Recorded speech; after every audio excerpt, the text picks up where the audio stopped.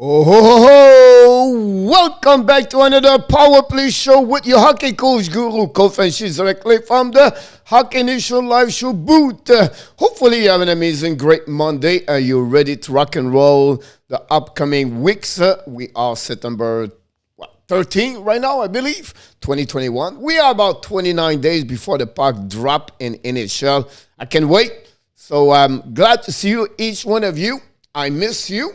The last time I saw you guys, it was Saturday night during the Let's Talk Abs. And I'm going to do the same thing tonight. I think we're going to hear more about the Montreal Canadiens and the next couple of nights, everything like that. The rookie camp's coming, the training camp's coming.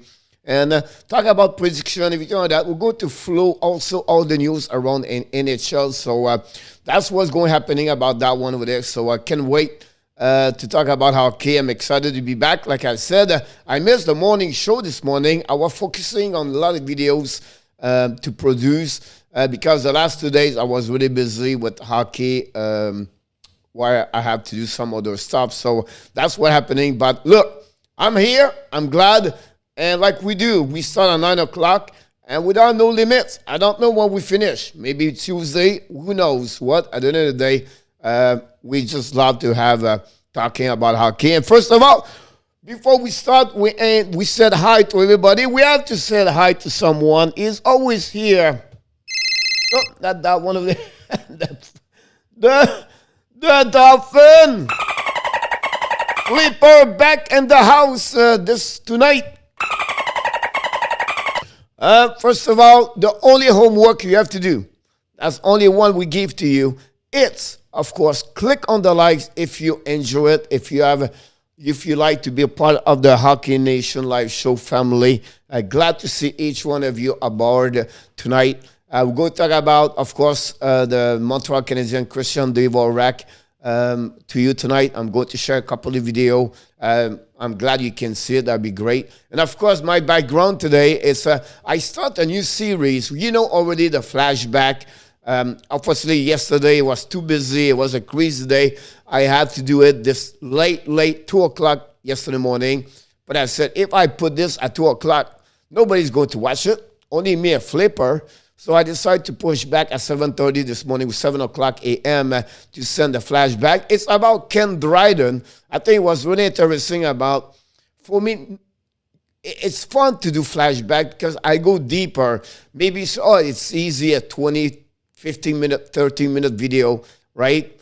But it took me about, from the beginning to the end, it's a 3 hours search, looking for every information about him, about the players, looking about what they do after and before their career. If you tell that, again, Dryden is really after. It really make really an impact for many people as a writer, a commentator, and also a live about politics in Canada. So really interesting to learn more about Ken Dryden after the career. Play 8 years, guy, 5-time the Vizina Trophy. Anderson played for Montreal Canadiens. Anderson also, he have a big 3 players in front of him. And we know the contract issues, skip 1 year, go back to the school. It's just an interesting video about Ken Dryden. So I was glad to do that, every time that. And then we are back Wednesday with another player in NHL. And sometimes I don't know. I just go with my feeling the day prior. So I'm going to see tomorrow what I will pick for Wednesday. But what I was trying to tell you was not this. It was about the new series, 32 teams and 32 days. And I produce 1 video per day. I catch up today. I bring back the Carolina Hurricanes. Of course, we already did that team over there. We did the Calgary Flames. We did earlier the Montreal Canadiens. And tomorrow, we do the New Jersey Devils. And also, after that, it will be the Boston Bruins. And every day, if the timer gave me a chance to do it, that's what I'm going to do. So that's it. That's all. I don't want to talk about anything because I want to wish you happy Monday night. And thanks to be a part of the show. Don't forget to click on the likes. Of course, going to go through everybody very quickly. It's already 9:08. First of all, we welcome, at the beginning, it was Mr. Adam Berger, directly from Nevada. Welcome aboard. Thanks to be a part of the show, guys. And sometimes, guy, I show up a little bit earlier. on the chat room. One at a time. I was here at 8:40 tonight. I welcome Adam. I welcome also, of course, directly from the belle province de Québec, dans la région de Sherbrooke. We always, on aime beaucoup quand on te voit, Nicolas. Même si c'est 5 minutes, c'est 8 minutes ou 3 minutes, on aime quand tu es dans la chat ici avec nous autres. Donc, merci, Nicolas, d'être ici à toutes les fois que tu peux. Merci, Nicolas Bono.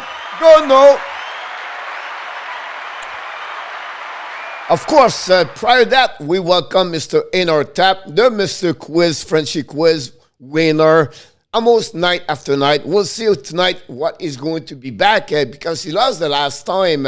Did not perform very well. Maybe he studied all weekend. He opened up the book. Who knows what Inner Tap did? But we have always a great pleasure. I have Inner Tap here. Is knowledge for hockey, his history about what he learned about hockey. So great to be a part of this. Directly from Toronto, Ontario. Directly for the belle province de Québec, Quebec City area, Mr. Ronnie Oda.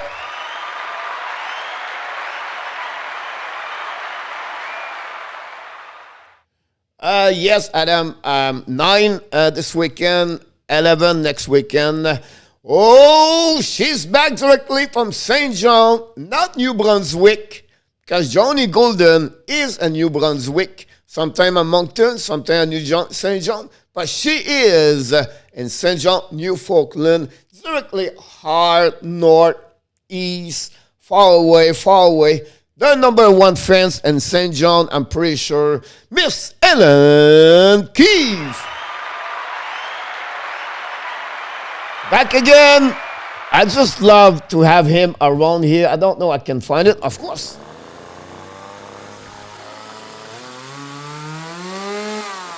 Chainsaw Man in the house tonight. Welcome back, exactly from Montreal area. Dixon Automotive Group back in the house. Did not see him a lot last week. Glad to having you aboard, Mr. Dixon. Johnny Golden back in the house tonight from New Brunswick. And that's the easy way. When I say New Brunswick, I'm not going to make a mistake if it's in Moncton or St. John. But I know he is. Mr. Google. Adam. Florida Panthers will not win. Back in the house tonight. How was your weekend, Florida Panthers? I apologize. Honestly, we tried to call everybody by name, but I had to call you Florida Panthers. Just curious about, are you in Parkland area or Davie? I'm not remember about that one over there. Canadian Giants, welcome aboard directly from Westmount and Montreal. Scorchy.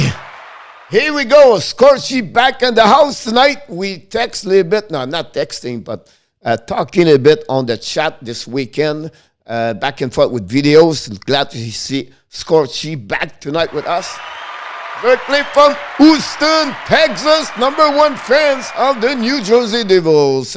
Know the history of the Devils very well. Mr. Joseph Latham.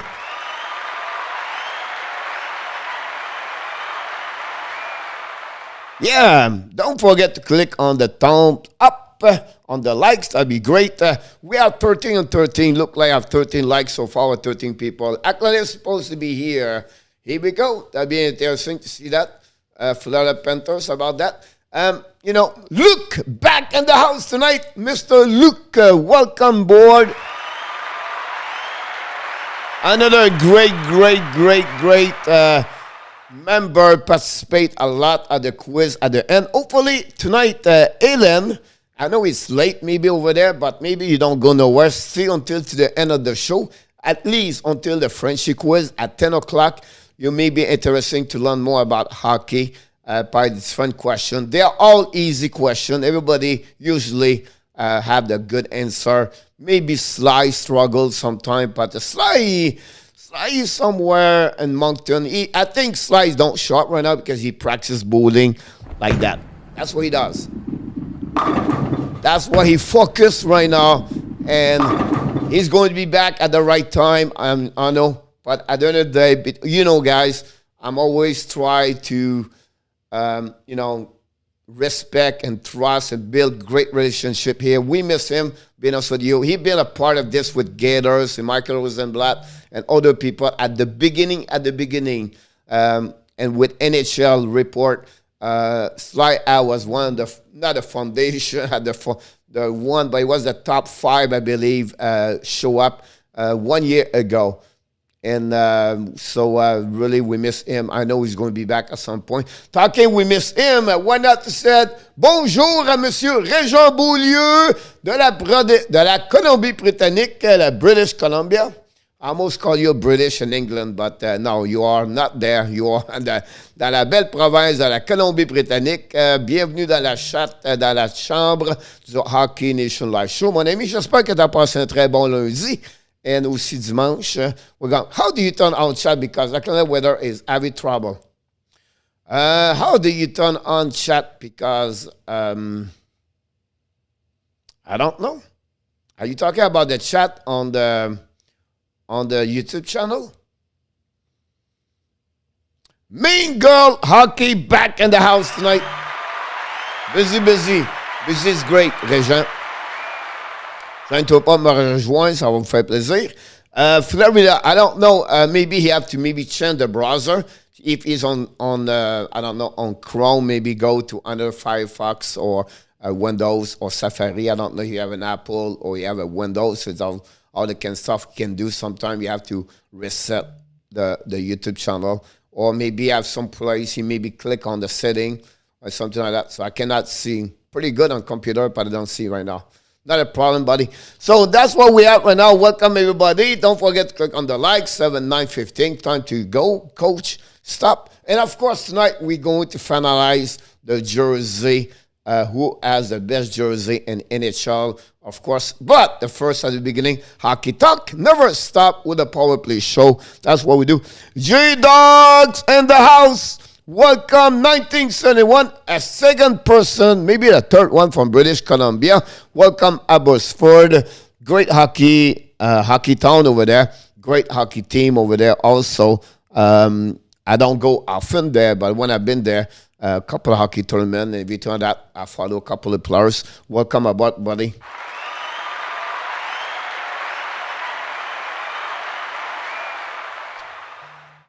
Daniel Checker, if I can recall it, isn't a second or the third round pick, Adam, and I think that I was surprised he was out late. I was expected to be better on the draft pick and prospect to get out earlier, but he did not. Top, we'll tell him to hit show chat button on the right hand corner.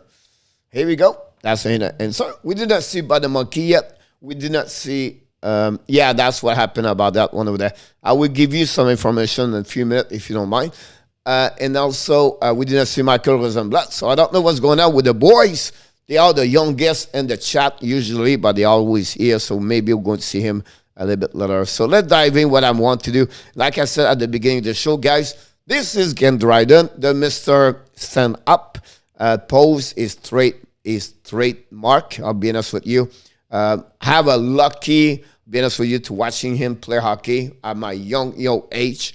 I grew up with Dryden, with Guy Lafleur, and they have a great story. Do you know this guy, Dryden? He never knew he was drafted by the Boston Bruins during the 1960s. Nobody told him until 1974 by his agent. Nobody told him he was part of the Boston Bruins. So it was great. It was crazy. He got traded with Alex Campbell, if I can call it, for 2 players versus 2-2. And that's how they got Montreal Canadiens. We have an amazing, great career with the Cornell University, win the 3 championship back-to-back, and win 76 start and 81 games. So I'm giving you right now the video, all the information out here. But that's what happening about that one over there. Zandi would be good. Yes, they are doing homework. Adam, exactly. Coach, what is your largest group of the follower? That's a great question. Honestly, I have to go back. At some point, it was pretty even between American and USA. I would say to you, example, like 40, 20 or less at 20, maybe like 45, 50, 40, and 10 overseas. Not much overseas, to be honest with you, maybe 5% for overseas, but something. Then Ashram directly from Winnipeg. Talking about overseas. He's the man that's directly from Sweden. It's about 3 o'clock in the morning over there. Welcome, Mr. Stefan Manberg.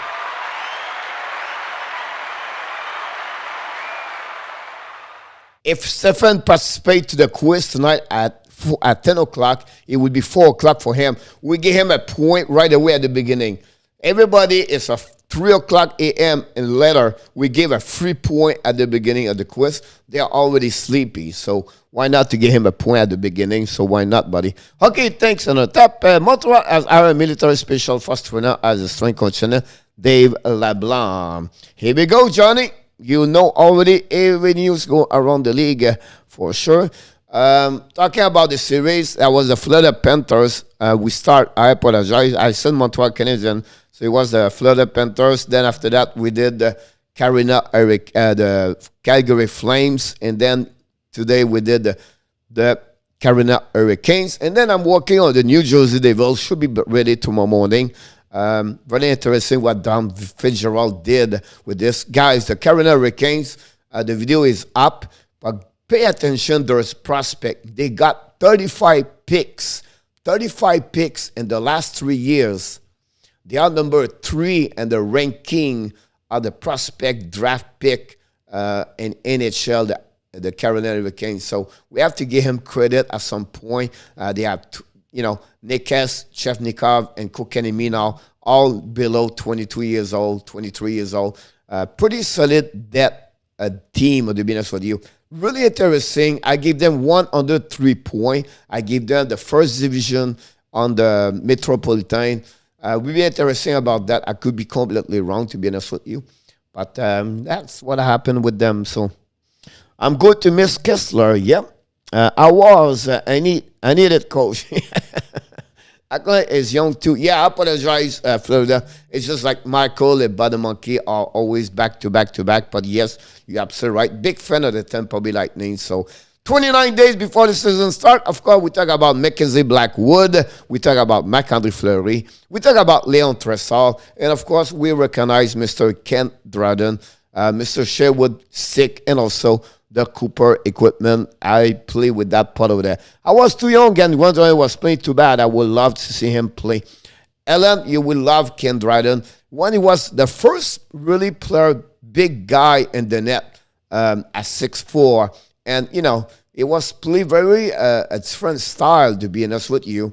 He was part of the team at the Summit in 1972. If you turn that, it's just like this guy was like really, really, really.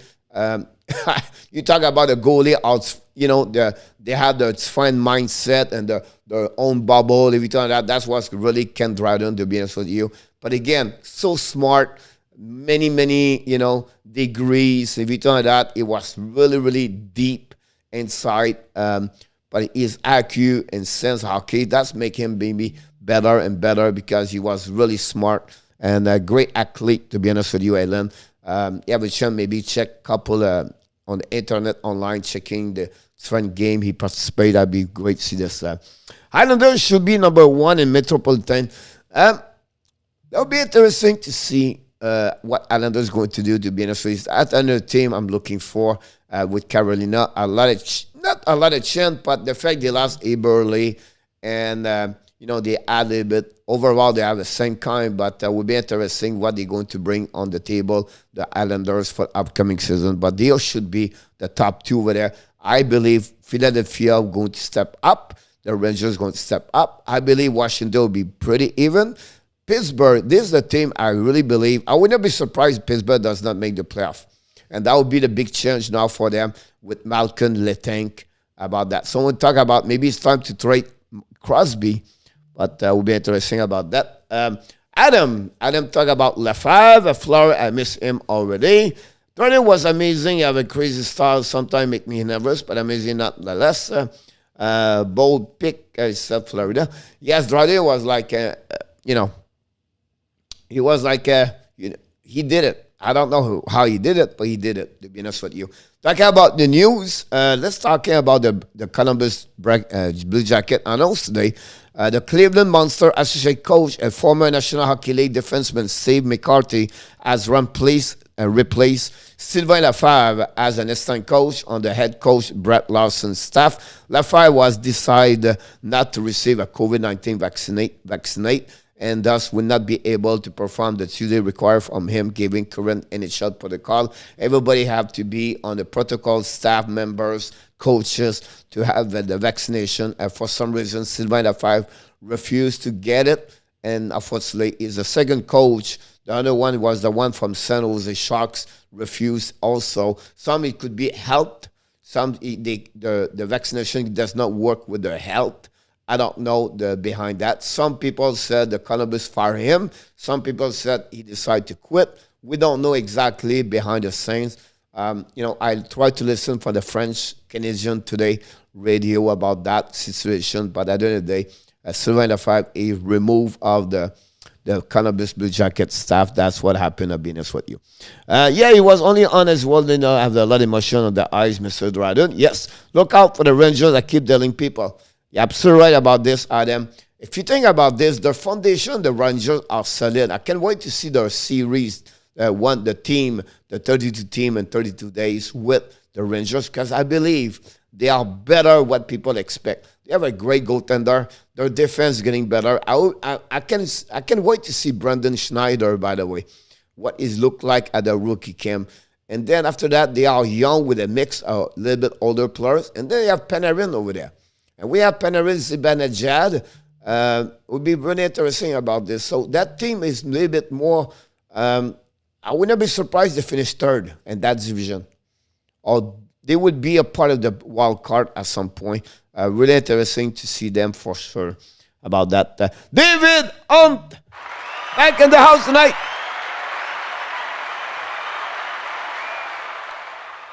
But Mr. David, of course. By the way, guys, you have a chance to listening, Mr. David. Great musician, play music every day, every morning. Love his music. By the way, he make a music for me called The Greatness, by the way. It was really nice to hear this. But David is the man of the men and great person, great deep insight. So, David, pleasure to see you here tonight. And, of course, it's not a problem, you're Boston Bruins. I still love you, but I don't like the Boston Bruins. But I love you, by the way. But thank you, David, to join us tonight. This is not a big news happening yesterday, to be honest with you, but it was reconfirmed today by the Seattle Kraken, make it officially public, and the NHL also. They signed the player Ryan Donato.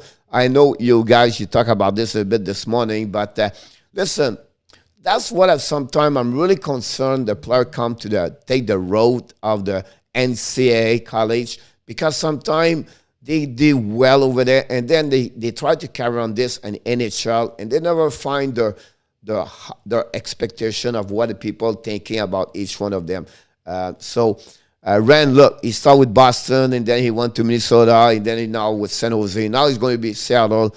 He was a 56 overall pick by the Boston Bruins. Remember, he came join the teams on the playoff. Every time that the expectation was high, is a guy born in Boston, playing Boston College, I believe. Every time that, but at the end of the day, no, he never been the player what everybody was expecting. And see what happened now with the Seattle Kraken, where they are getting there. They are now $73 million, I believe, the salary cap at that moment. I'll be interested with the Kraken. That's another team. I don't expect too much about them, but who knows what they can do. Be honest with you. Michael Obenstein back in the house.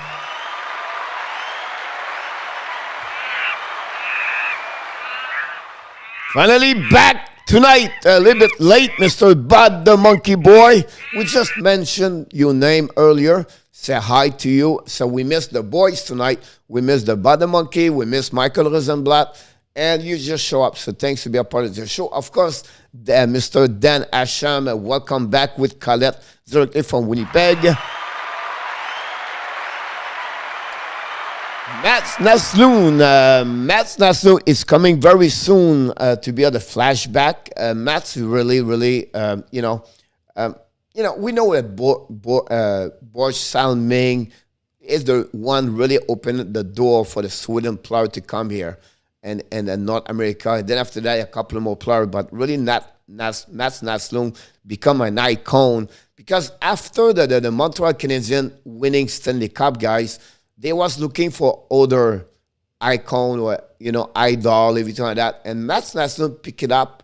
The fans love him. He was not a big guy. He was still performing, left winger, number 26. And really, I always enjoyed watching Mats Naslund. Great career. And after that, you have to go all the way to go to 90s after the Stanley Cup to go to find, you got Vincent D'Anfos, then Savard, everybody like that, but Bobby Smith. But really after that, I have to go really the people, fans, and Montreal cut with Sako Koivu after that. So Matt Nassau was a prototype, a player like him, where the people really enjoy him a lot, to be honest with you. So remind me. I enjoy your Dryden flashback video, head a goalie. Thank you so much, Bunny Monkey. I wish I have 6,000 people like you liked the video or they'll watch the video. Just kidding, buddy. But thanks to be a part of that one. Thank you for insighting the Bruins. Do they have a chance to win the Stanley Cup this year? David, the strategy of the Boston Bruins is another team where they're getting older. And I think the base of prospect is a little bit limited. And that's what we need to see the transition between when they're going to lose Marchand and Bergeron. They just love David Krejci. We know Pasternak is a young, right? But that's what I believe. It will be really interesting, them.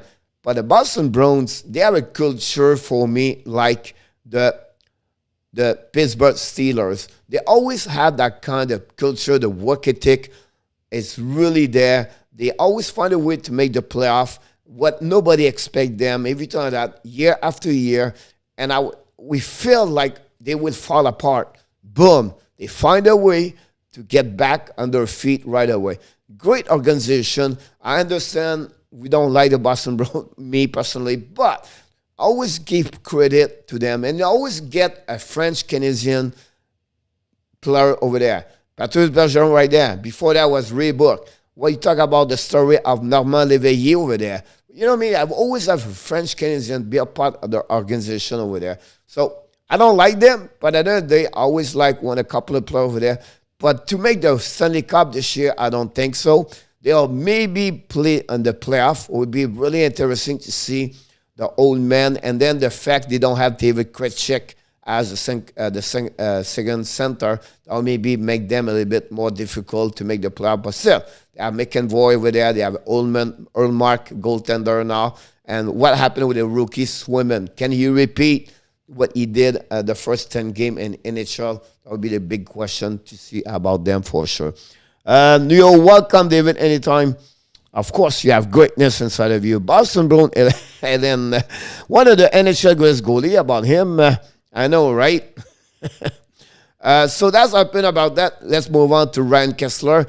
Yes, Adam, he was on the Nuggets tonight on all the news he got today. And Ryan Kesler, guy, it's another player where, we talk about Michael Bussey and Eric Lindros and some players have a great career in NHL, and then obviously happening like John Leclerc is another one, Simon Gagné, André Shaw, that's Andrew Shaw a couple of months ago. They have a hand of their career with injuries, and that's happening to it. Ryan Kesler with injury and the hip.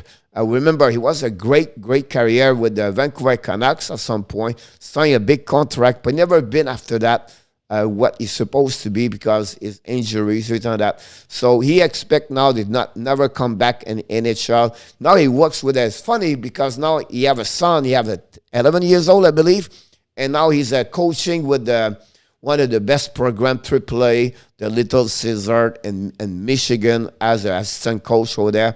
So he gave back to the kids. That's one great thing. He was born in Michigan, also Ryan Kesler. So I'm glad to see him at least talk about this. But this is the end for Ryan Kesler. Of course, he did not announce he's going to be retired. He did not announce officially he's retired. But he knows he's never going to be back on on NHL. He skates 3 times per week. A great article about him today. But Adam, you're absolutely right about him. About this news, about this. Talking about Toronto Maple Leaf, Ellen, she gave us a little bit all the teams she does not like. It's funny to see this. Barca, will you be all back in Florida? Yes, sir, by the monkey, we see that. Expect Barca back in expectation. I should do a video announce this right away. The next 9 days, so I believe he's going to get this October 5th. But that could be wrong. It just give you a date right now. But expect him to sign up before there. Love Bunny, welcome aboard.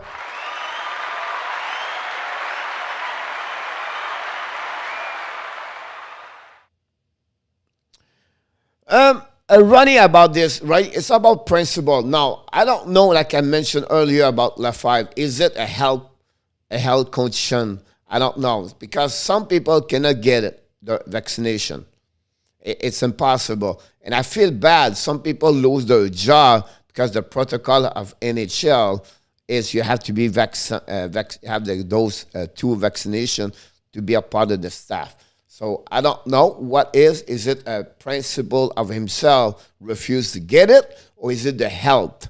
The coach in San Jose, it was because of the health. The assistant coach in Minnesota Vikings decided not to do it because he does not want to do it, I believe. So they have I don't know about Sylvain Lafayette, the reason why he said no. But again, that's possible. I just mentioned with no, just like I presume, but not confirmation about the reason he did not get it. So, well, on the live bottom in our tap, return that. Talking about the San Jose Sharks, they announced that they resigned the forward Noah Gregor for a 1-year contract. He had a 30-game last season with the Sharks in 2021, 6.5 goal, 1 assist. Look, it's the bottom 6 over there. We'll see what happened about this. It's another debt on the San Jose Sharks, and this is a big. What happening with them? And earlier we have a discussion, with Adam about Thomas Hurdle over there. What they going to trade him? The Evander Kane is under a big problem with San Jose Sharks, and the big contract they have, guys, with Erik Karlsson, $11 million, and Burns, and also Vlasic, killed them. And I think Doug will still have to take a decision, guys, the next couple of months. Can we rebuild? Can we believe Laback and Erdl are the right answer for us to keep them and then rebuild around them, or we trade him to get prospect with that? Big decision for Doug Wilson in the next couple of months, to be honest with you. As a team for me, I don't see them nowhere this season. And I think if I was him, I would rebuild in San Jose. I think that's the time right now to rebuild. Marlowe's going to be out. Thornton is out, right? Pavelski is out. Logan Couture is getting 33 years old. And I think those Golden over there, it's not like the best of the best. So I think it's time for them to rebuild, to be honest with you. That's why my feeling about that. Love Bunny Lafayette could be, I don't know. It could be a religion thing also. We don't know. That's my point. We don't exactly know. The Florida will not win top right and corner to right on the Hockey Nation Live show, and our top said that.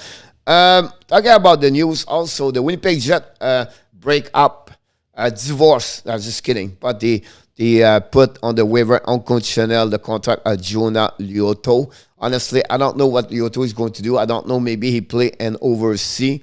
Would be interesting to see that. For it was another 1 year on the ELC, so I think Lyoto, I'll be honest with you. By the way, I just see the news right now. Back and oversee is going to play over there about this. So 9:38, we are a little bit late. I'm talking too much sometimes. I apologize. I go around, try to jump in on the chat with each one of you.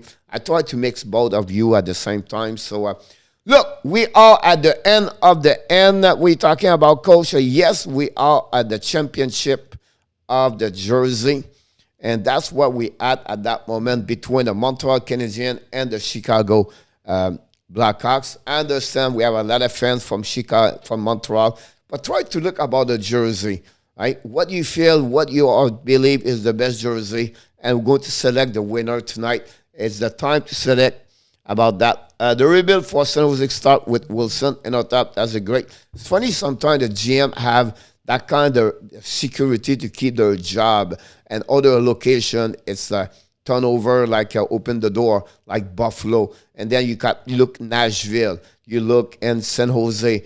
They keep their guy for many years. Bergevin guy had 9 years experience with Montreal, one of the longest in NHL at that moment.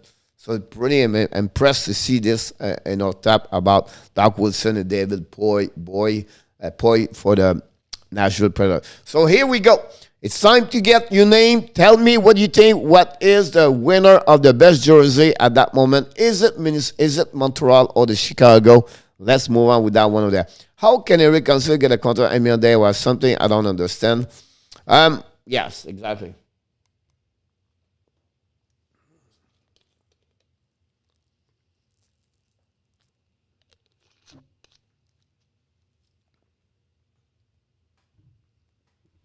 Yeah, I'm not sure it's all the bottom monkey. I don't want to mess up but I think the $10 ticket is for a specific game. You have to look about this. I don't think it's for each game, bottom monkey. I think it's a one specific game, but I could be wrong. Ellen, so the Montreal Canadiens, Abs 2, Chicago 1, 3-1 with Love the Bunny, 4-1 for Montreal. We are about 20 people. Don't forget to click on the likes and participate. That'd be awesome if you don't mind to do it. Yeah, something like that, Bottom Monkey. I know. I would be surprised they gave all the $10. And I'm not surprised they not open the door for the people. We need a little bit more people participate. Montreal, merci Régent, fait plaisir. Joseph, Michael, I don't check. L'affaire refuse the shot for no medical reason. Thank you so much. Johnny Golden, that's 6-1. You should rock, coach. Thank you so much, Dan. Always a kind Dan to talk like this. I appreciate a lot your kind of words every time that. 6-1. Roger, welcome back, Roger. 7-1. That's easy, Adam. Just put the name of the here. Just put Montreal, Chicago. I think that for the lower body, the glass come well over, but possible. 7-2, 8-2, 8-3. Here we go. 8-4. I was going to... It's funny, Gerdo. I was going to ask you, I was going to mention your name. I changed the subject because I see Adam question, but I was going to tell, oh, by the way, we did not see Gerdo vote yet. Thanks, buddy, to be a part of the show.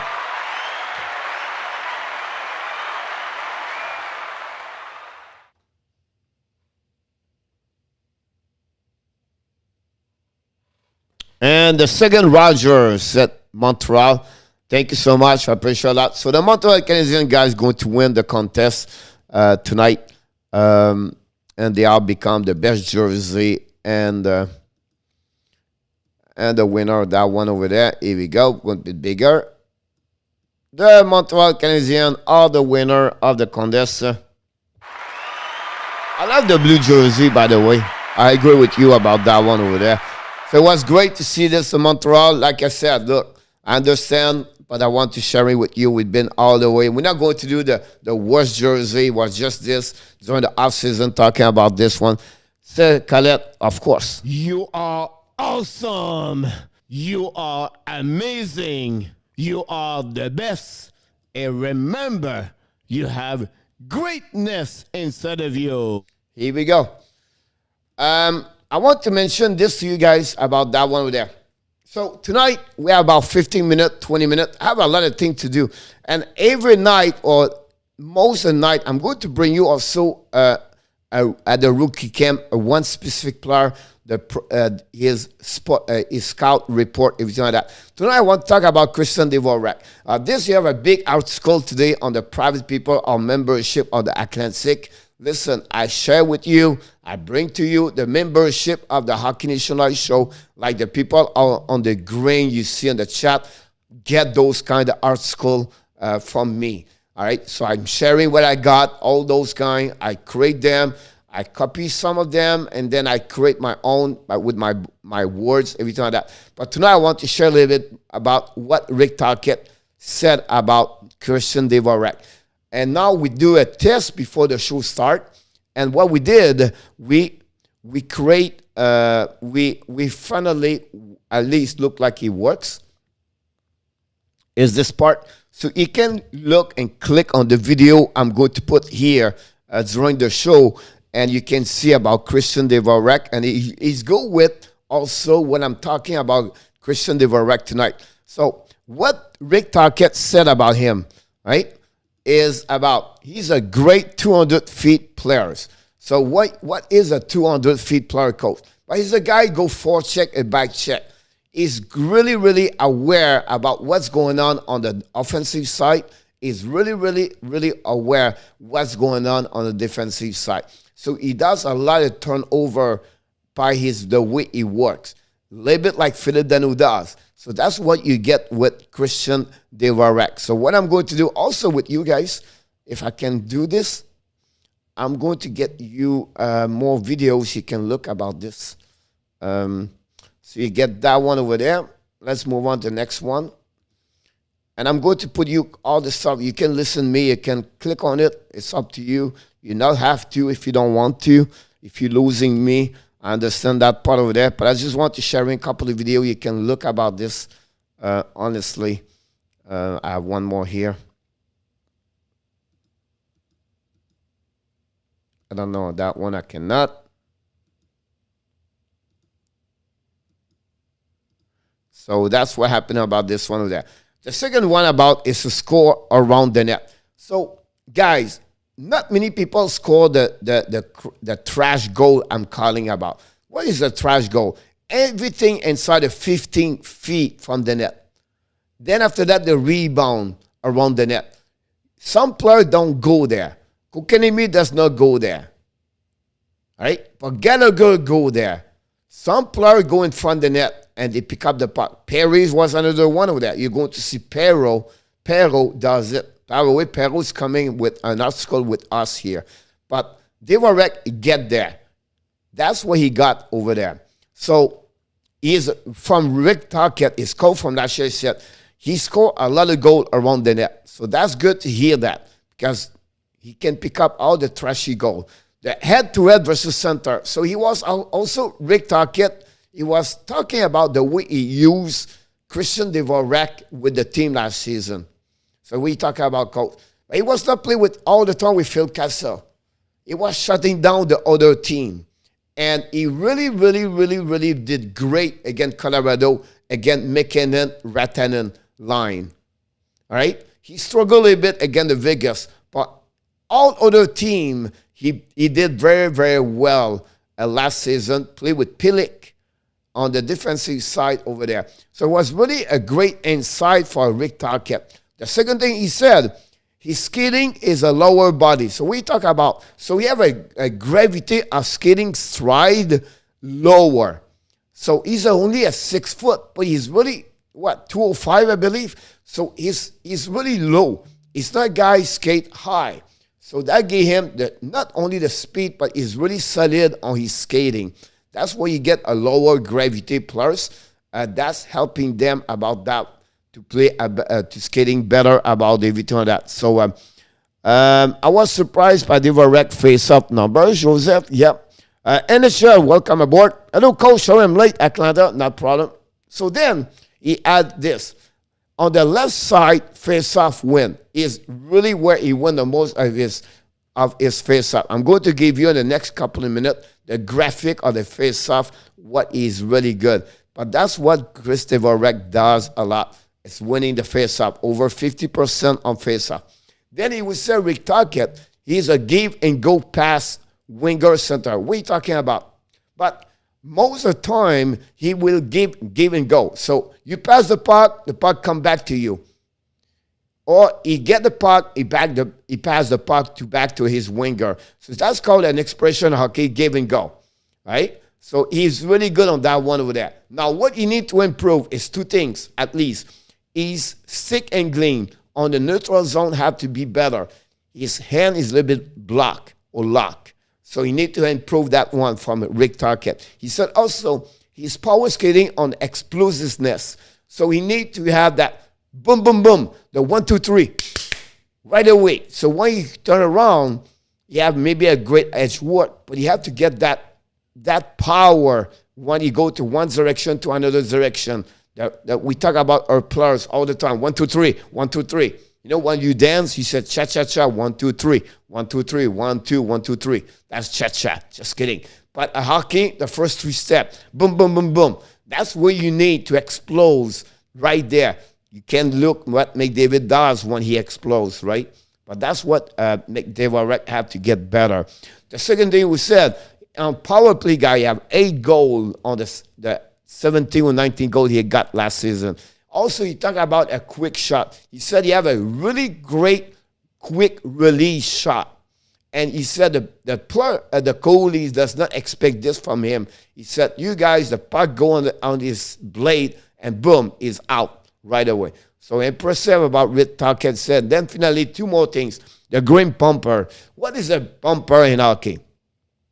First of all, it's not an amusement park, right? The go-kart bumper, you hit each other. That's not this. A bumper is right there in the middle of power play when you play a 1-3-1. Last year, Montreal had a 2 Foley in the middle. Now you get Dvorak. That's what is really, really good. If you look about the power play of Tampa Bay and also of Vancouver, Bo Horvat play an amazing great role as a bumper. Brandon Point play an amazing great role on the bumper. The Montreal Canadiens guy, I would not be surprised. They have one of the best 10 team in NHL on power play next year. They have Mike Hoffman, improvement power play. They have Cole Caulfield, improvement power play. Now they have Christian Dvorak, improvement power play. So the power play Montreal guys, they least, I expect better result at the end of the year. All those special team Montreal struggled last year. They was average 18-20, 17-20 in NHL. We need to have to be sure if Montreal make the playoff, have a team on power play below 12. They get 10, 9, 8 on power play, Montreal make the playoff. Remember, I just said this, September 13. All right. Finally, is PQ. He does not play a lot on penalty kill. Many years ago. He started last year when the Arizona lost Soderberg and Michael Grabner. He picked it up now, more ice time on PK. And Duncan said, look, his hockey sense is unbelievable. He's a smart hockey player, win a lot of face-off, and that's what make him, it's fun about him, about that one over there. That's what KK really lack. I think he's good for 60 points. The Abs a good point. Coach Dvorak really need to be with Drouin. We let's see him constantly. Coach London is looking real good at development camp. Pass the puck, Coach Sava. Julien Wiseman, Vizina, welcome aboard.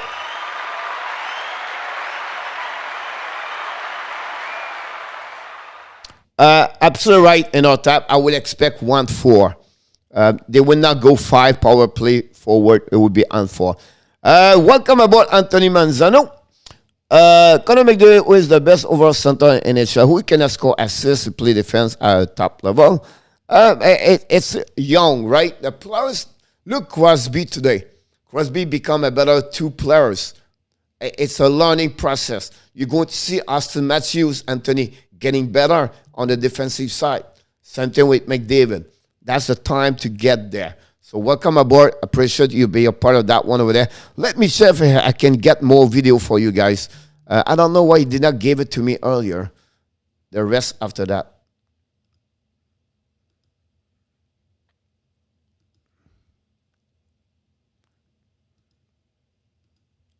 I think I have a few more for you guys. You can check this. Some of you can get it. If you want to watch this, it's free.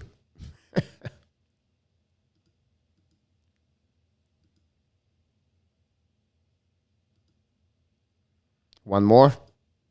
Sorry, I don't talk right now because I'm getting more link for you guys. So some people want to see video of Dvorak. You can see this. One more. Can I get it? Yep, I get it. One more. Here we go. Enjoy. So that's what happened about him. Now, The next thing I want to talk to you guys is this. Look, Christian on face-off last season, 5 versus 5, even strength, 51.9, Dano 56.2. Power play, 58.4. Kotkaniemi guy was 58.3, but he did not take a lot of face-off last season, unfortunately. The penalty kill, Christian Dvorak, 49.4. Evans was the Montreal the best at 43.7. And then total, 52.1 for Christian Dvorak, guys.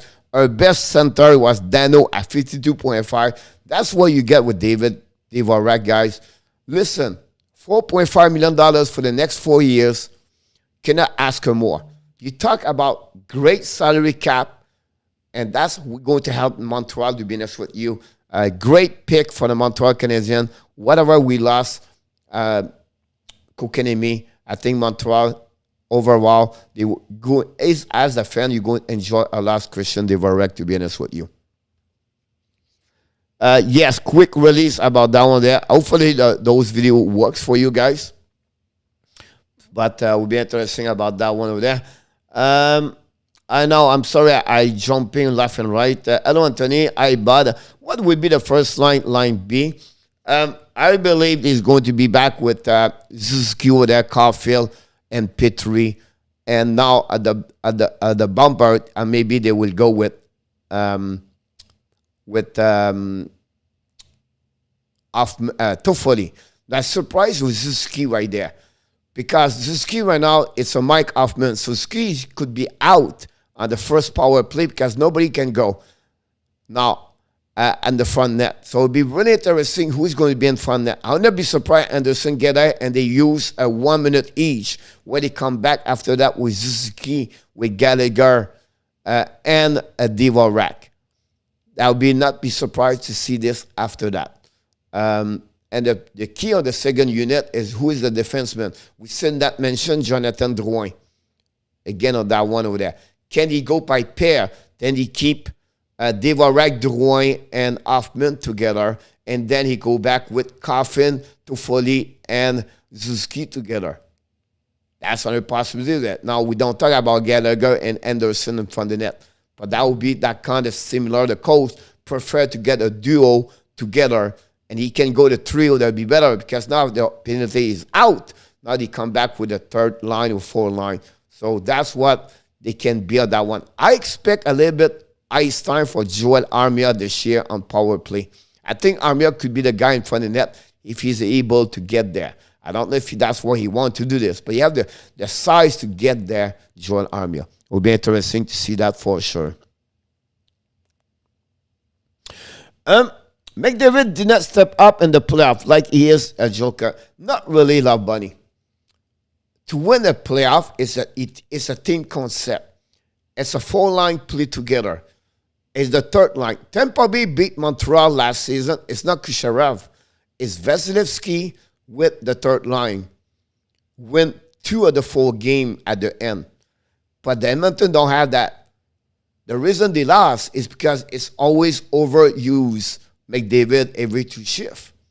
And you need at least 9 to 12 players as a forward. So McDavid, sometimes people say they choke. It's not true. It's because they cannot do everything by themselves. Crosby win the Stanley Cup, not because of Crosby. It's a concept of the team together. It's the goaltender Matt Murray, right? Crawford was amazing in the front of the net. You know, Billington makes sense was better. Los Angeles Kings, Jonathan Quick was amazing. But it's not only one player. It's all together. Of course, the best player would bring on the table. Kucherov an amazing, great playoff. But he have 2 points the last 4 games in the game. Brendan Point have 0 goal in the last 4 games against Montreal. But the support of other people step up. Make the team better. That's what is missing at the Edmonton Oilers. So someone said he choked. The one for me, we need to get a little bit deeper. You have to go about that. That's what he said about Marner and Matthews, right? But again, at the end of the day, it's a concept of a team together. I cannot look at Austin Matthews seriously. He hurt my eyes. That guy was beat with a ugly stick. Sorry, I had to say that.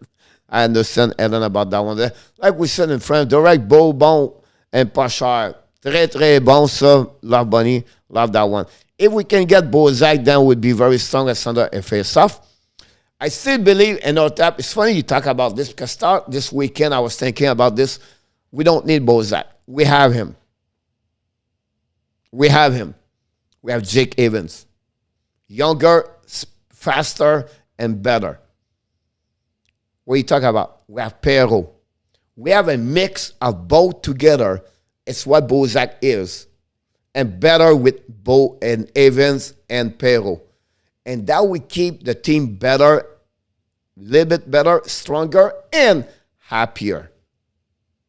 That's what I'm looking for. And I did not mention two names, Cedric Paquette and Rand Poland.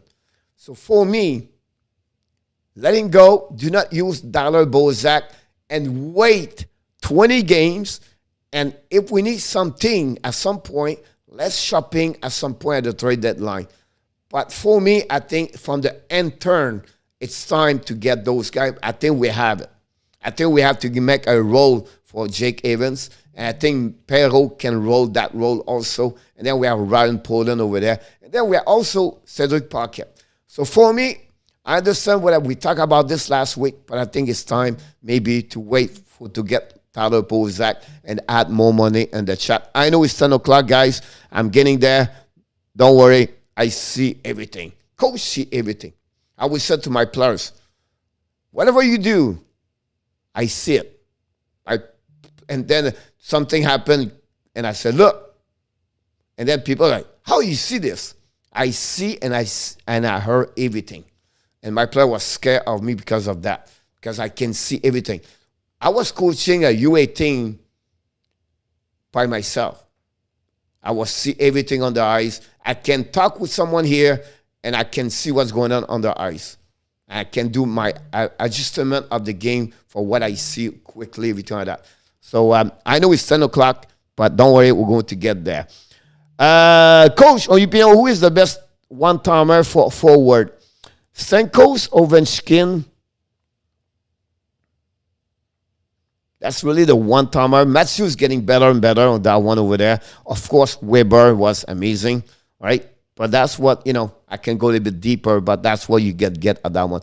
As an inter one-timer, yeah, he's getting there, right? It's a really first time he show up, but not like them. I always said the second level, but he's getting curious if you'll claim anyone of Weber like he did with, I don't think so, but the monkey. This team, Panther, is done right now. Cole, do you think the league will get Riley to UFA? Tap, they don't. The problem over there is the money. And the only thing is, Kerfoot is leaving. I understand that part, but someone can have to get a spot on Kerfoot. I don't think so. And then they have to figure out with the goaltender. Because Jackie Campbell go UFA next season. So the Riley situation is going to be a little bit longer. I would not expect they sign him right away. I would not be surprised this go all the way a little bit like Doug Hamilton. Then the Carl Dubas situation also. He said today, I'm on the hot seat right now. And so I would be shocked if he signed right away in our top. Chemistry, look, that's fun with minor matches. Tavares and another is get paid a lot of money to get the foul. Good if there is a big after that. No. Far, Adam. You compare that enough more like Mike Hoffman. That would be a little bit less on power play, but defensive struggle. That enough. He don't go in the corner. He's not going to be in front of the net. Quick release can score, but more on more assists at the goal. I thought you were going to get Perrault. Stronger, faster, better, sound like a $6 million man. And the playoff, a big moment. Coach, it's time for the quiz. I'm getting there, buddy. Coach, in terms of analytics, what is the best, the top six in terms of face-off, one power play percentage, plus minus power kill? Well, it's called about two-way. I think you're going to get more Bergeron on that moment over there. I think you're winning one. Backup is getting there. Won the Selkie. I would mention also Ryan O'Reilly is another one over there.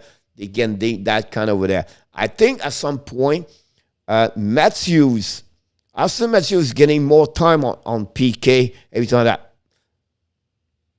He's not Philippe Dano. He's not that kind. But he's getting more time on PK. That'll be interesting about that one over there. I agree. Even Poland, Matthews, Parquet gave them a chance. I think that's you're absolutely right, Michael, about that. Bozak is a bozo. I don't know what you mean by this, but I respect your statement. Coach Dash, in terms of 96, during the season, in terms of power play penetration facer, play in terms of the top 6 forward. Could Barkov be at the top 3 Finland all the time? It could be. He's only 25 years old. You have to see about that. You have a lot of great players been there, like Selane, everybody else. So you have to wait a little bit more what Barkov is going to do for the next 7, 8, 9 years. But you have the potential to become one of the greatest hockey players from Finland, for sure, about that one over there. And Anthony, I have to go on the quiz. I will try to answer to you about this because we are late, and we're not like to be late because we are people never late. Coach, you missing something? Of course. Of course. I tried to get it. I got it. Time to take a break.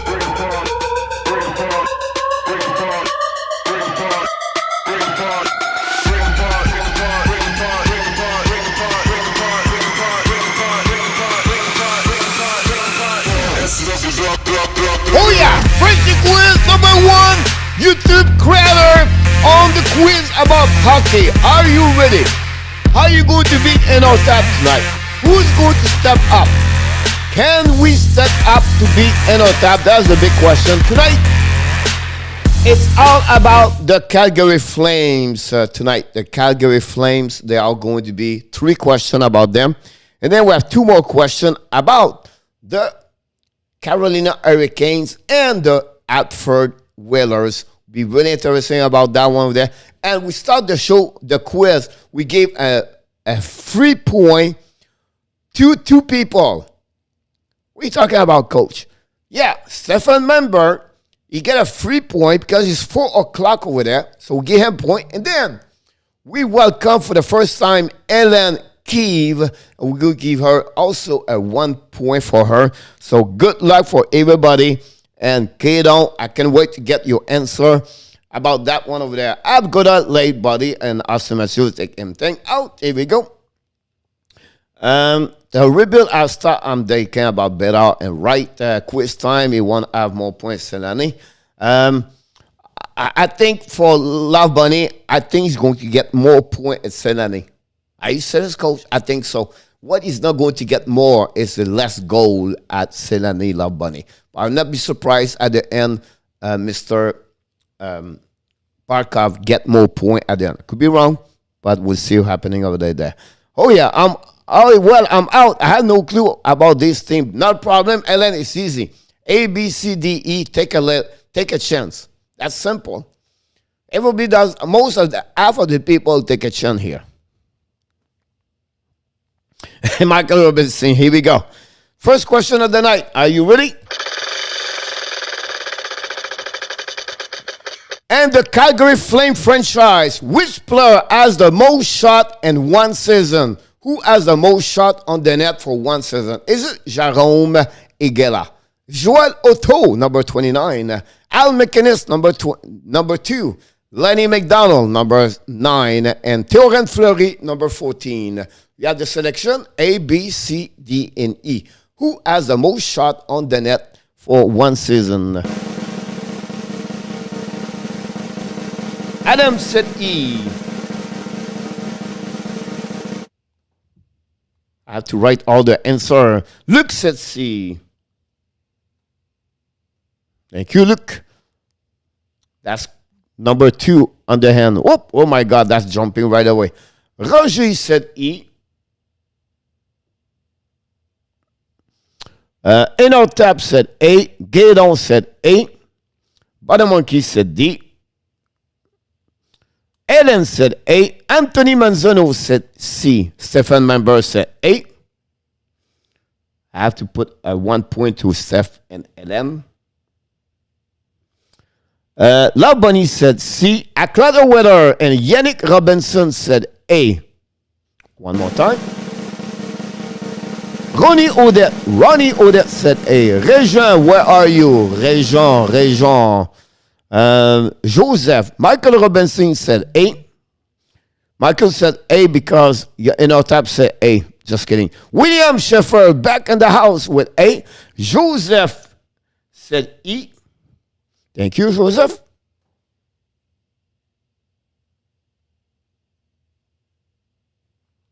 I miss Mr. Régent. Régent, are you around?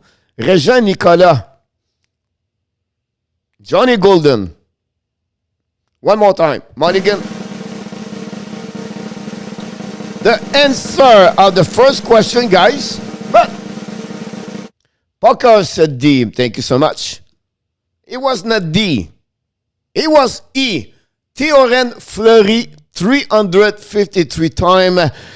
Adam score. Roger score. Stephen Allen already in. And then Joseph Lanham score. Also, we have 5 people with 1 point after one answer. Congratulations about that one over there. Let's move on for question number 2.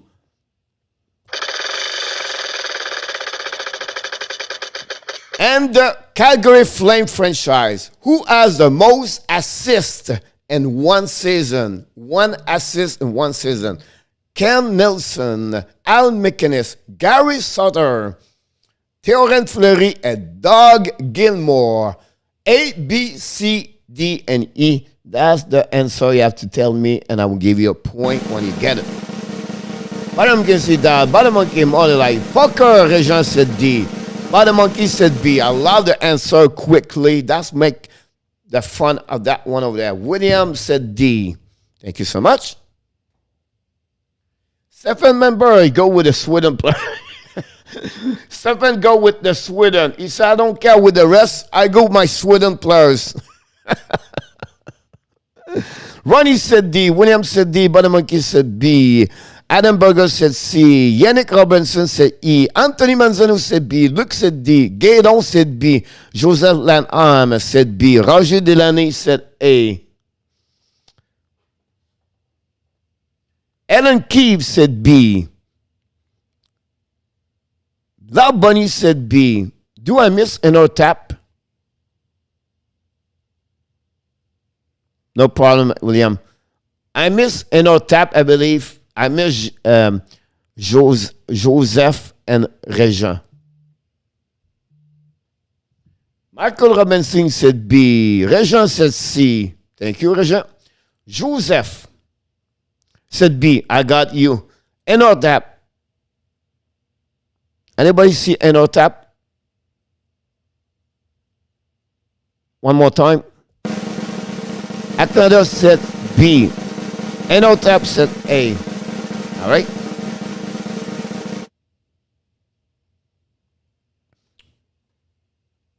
Yeah, Joseph, I got you after that. I apologize about that one. The answer, guys.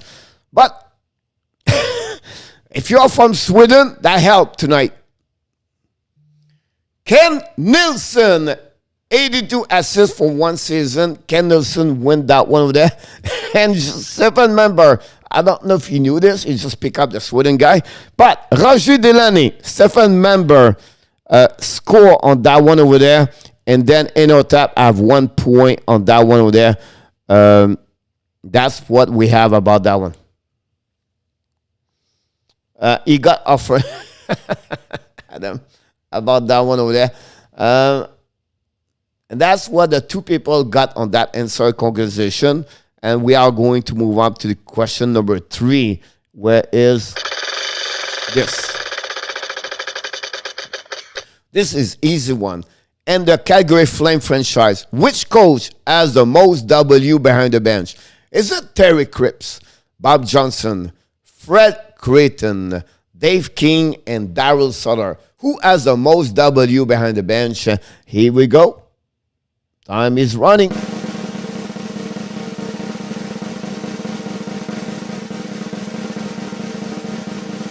Here we go. Stephanie said, I knew already. That's great.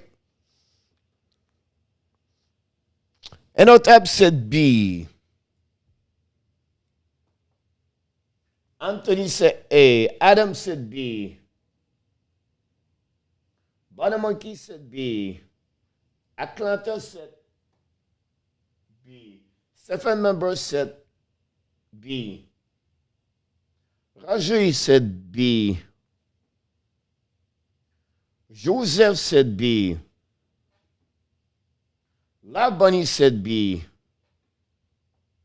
Gaydon said A. Luke said B. Michael Robinson said A. B for beer. Here we go. Ellen said E. Thank you, Ellen. I miss Mr. Régent.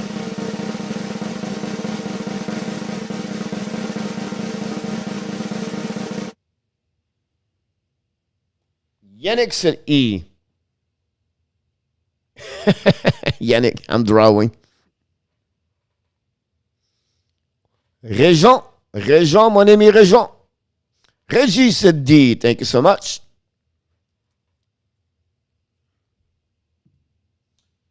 All right, the answer that one, guys. Exactly B. Now, what happened with the Adams score? Roger, they delete with 7 member at 3. Joseph score at 2. Enotap at 2. Bottom Monkey, Atlanta, Love Bunny, and Luke. You all score 1 goal so far, 1 point concession. I feel like playing bingo, Helen. Helen threw a 7. Let's go, broke. They're losing straight, they said about the Monkey. Here we go. Now we're switching. Now we're going to go to, so you have to change in your goal search. Because we're going to go now on the Whalers Hurricane franchise, Carolina. Who has the most goal in one season? Ron Francis, Sylvain Turgeon, Blaine Stoughton, Josh Sanderson, and of course, Kevin Denning, the number 11 for the Whalers of Hartford. Hot Take Hockey in the house tonight. Welcome aboard, buddy. Thanks to stop by. Hopefully you're doing well. I know you're back on the work now. I see more video from you. And congratulations. I always like to watching them. Sometimes I don't insert, but I'm watching them. Great job you're doing. Coach, how about Senior Point? Roger, actually I like them. Stefan. Hey, Hot Take. Here we go. Reggie said A. Ron Francis. Enotap said C. Luke said A. Ellen said A. Roger Delaney said C. Ellen said A. One more. Whoop, not that one. Sorry about that. That's the news. You're welcome, buddy. Gaydon said D. Josh Sanderson.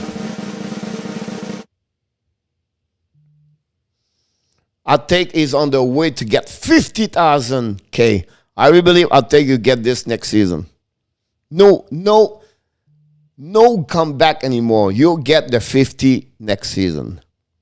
I wish I could helping you, but I'm too far away behind you to helping you.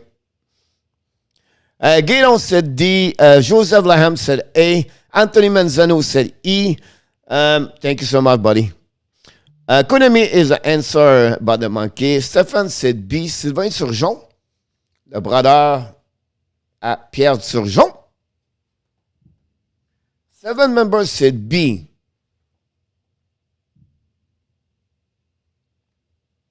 All right. Got it. Anybody else? I believe I missed Régent. Joseph Lanham. Régent said A.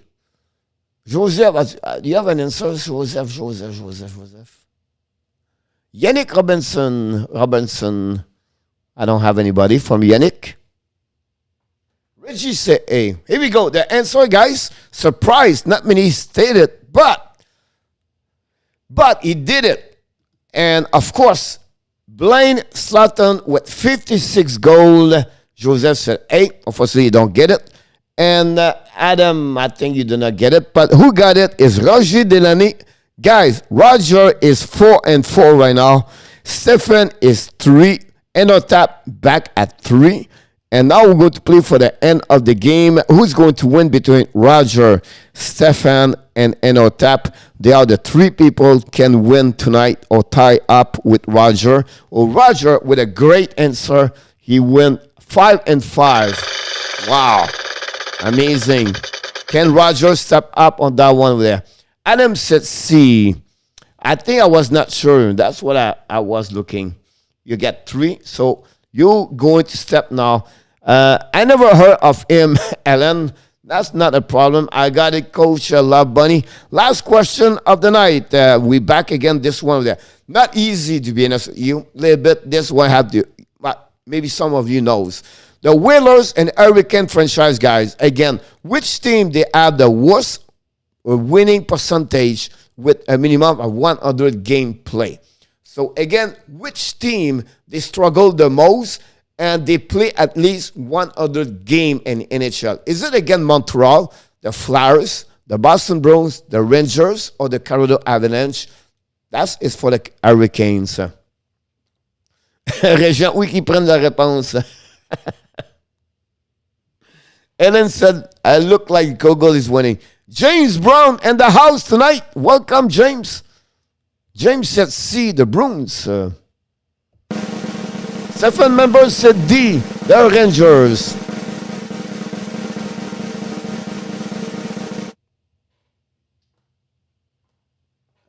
Anthony said C. Stephen said D. Badamonkey said B. Yannick Robinson said A. Gaydon said C. Anthony Manzano said D.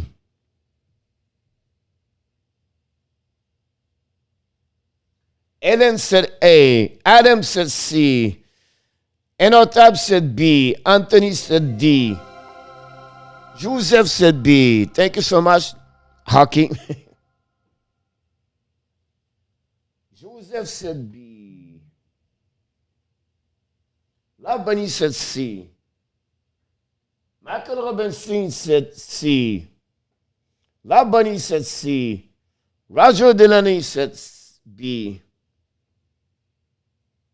Labani said C. Michael Robinson said C. Anthony said D. One more time.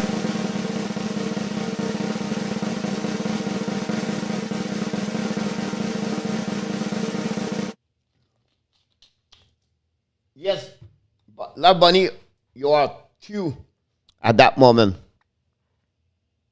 Sorry about that. I think I forgot to mention your name.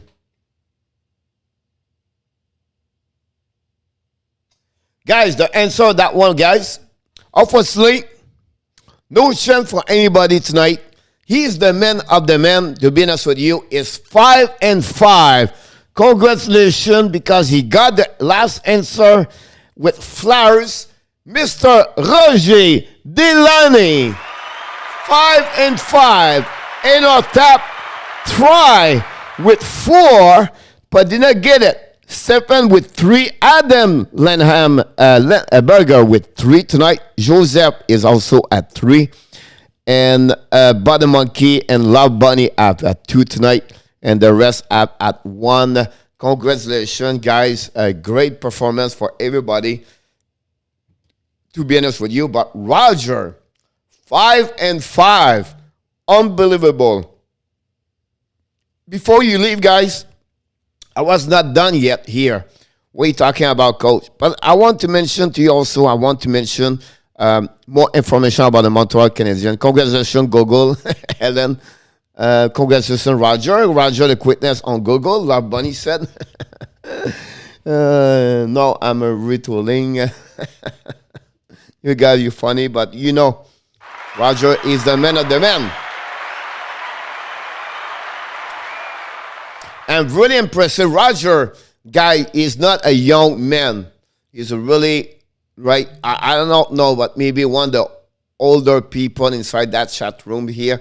But again, this concept of Hockey National Show make him to love more the game and come back to learn more and remember all the kind of stuff like that. So sometimes we never know how we can helping others. Whatever you do in life, your voice make a difference in life. It's not about me, what I've tried to say here.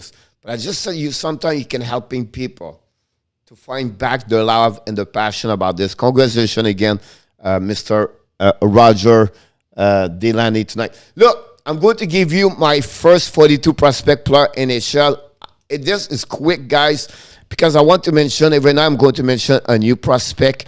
And this are the first 33. You can see all those names. This is the next one, 32, Pitlick, Sobolev, 31, Leskinen, 30, Kostenko, 29. Kostenko, guy, is unbelievable. I'm watching him almost every day. I love this kid. Gordon score 2 days ago. Friday, I believe, Saturday. Gordon score in the VHL. William Trudeau right now play in Charlottetown. Olafson, 26. Templey, 25th. He play with DU. Joshua Roy play at Sherbrooke. 24. Cam Ellis is going to be at the camp right now, is a 23. And now I go all the way to 13 right now, guys. I'm right there. Destel, 22. McNavid, 21. Fairbrother, 20. Kitney, 19. Harvey Pinal, 18. Mayu is at 17. Kapanen at 16. Luke Tuck at 15. Josh Brooks at 14. And then the last one in Jaden Strobel and 13, play for the Northeastern and the NCAA. And I'm going to talk about this right now. Michael Robinson, 0-5, that could work. A rebuild is done, time to retool. Roger, great. Awesome. Roger, coach, il a le temps d'écraser des bonnes réponses. Wow. Caulfield should be in the top 5. Love Bunny. Michael, I feel like I have a bullseye on my back. Okay, that's for the abs. Love Bunny. Yes, sir. And listen, I'm going to give you a little bit. Like I said, tonight is Jaden's trouble. Tomorrow I'm coming with another player. So I'm going to give you those information about that one over there. But look, he was drafted by an American high school player during NHL draft. They went there in 2019. This combine stand out with Jaden's trouble in the second round. Strobel performance at that prospect relation showed him up draft board. He finished first in the 5 of the 18 fitness test guy, showing some elite athleticism that make him an interesting project for the team to take on. The Montreal Canadiens struck first at 46 overall. The concern with Strobel coming out of the draft was that he was a quit raw. High school hockey was too easy for him. Some wonder whether to took kit put him so far above his peer would serve him easily against tougher competition. His first year with the Northeastern University in NCAA was an eye-opening. He showed quite a bit more polish than expected at 10 point and 21 game. He displayed a good deal of poise in his freshman year. He took a step forward in 2021, scoring 12 points and only 18 game. And again, he's showing rapid development. But don't be too fast. Try to get the next one. Here we go. He's strength guy. If you could design a hockey player from scratch, you might shoot for someone very similar to Strobel. 6 feet tall, weight at around 205 pounds, possessing an elite strength and cardio. Few will forget his incredible showing at the combine, putting him on the draft radar in the first place. Is only 20 years old. So you have a few years before he reached that would be an impressive final form. He knows how to use his strength quite well. And you can read all those information, guys. I don't want to go all the way, but I give him a little bit what Strobel is great about. Now, what you need to improve, guys, this part. You have a problem. He visited the penalty box too many times. What you talk about? Check about this. Weakness. The same concern that exists immediately after his selection are still present. Less pronounced than he were at the time. He's still somewhat unpolished. He can prone the positional miscue on his own zone. So a little bit what Romanov have a problem last season on the defensive side. He need to get better at that one over there. From what I see to him, I also think he look off at a lot of very good shooting attempts. So he need to improve. He have a good shot. I think it would be hard for him to develop more of the scoring touch from the point he does not take the opportunities present to him. It's another awareness adjustment that he believe he would be able to make with time. So that gave him a chance. He's going to be back again for one more year at the Northeastern University 2021-22. That will be really interesting to see him. And who play at Northeastern University, guys? Yeah, he played also I believe Iris play over there too. So give you an idea. I'm sorry, Stephen, I was talking here. Have an amazing, great night, Steph. I will see you tomorrow night. Thanks again to be a part of the show like you do all the time, buddy.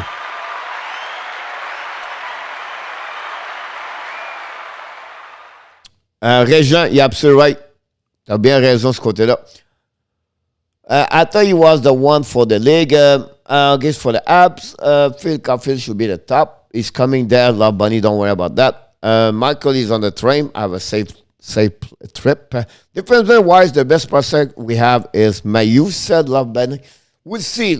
A lot of stuff about Logan Mayu, guys, is the project is not done yet, right? We have to see what he looked like. I'm glad he's with the London Knight. Maybe he will be back January 1st. We'll see about him. But, London Knight produced a lot of great hockey players. Can he follow this? We'll see everything. But again, to put him as you have an amazing, great plan.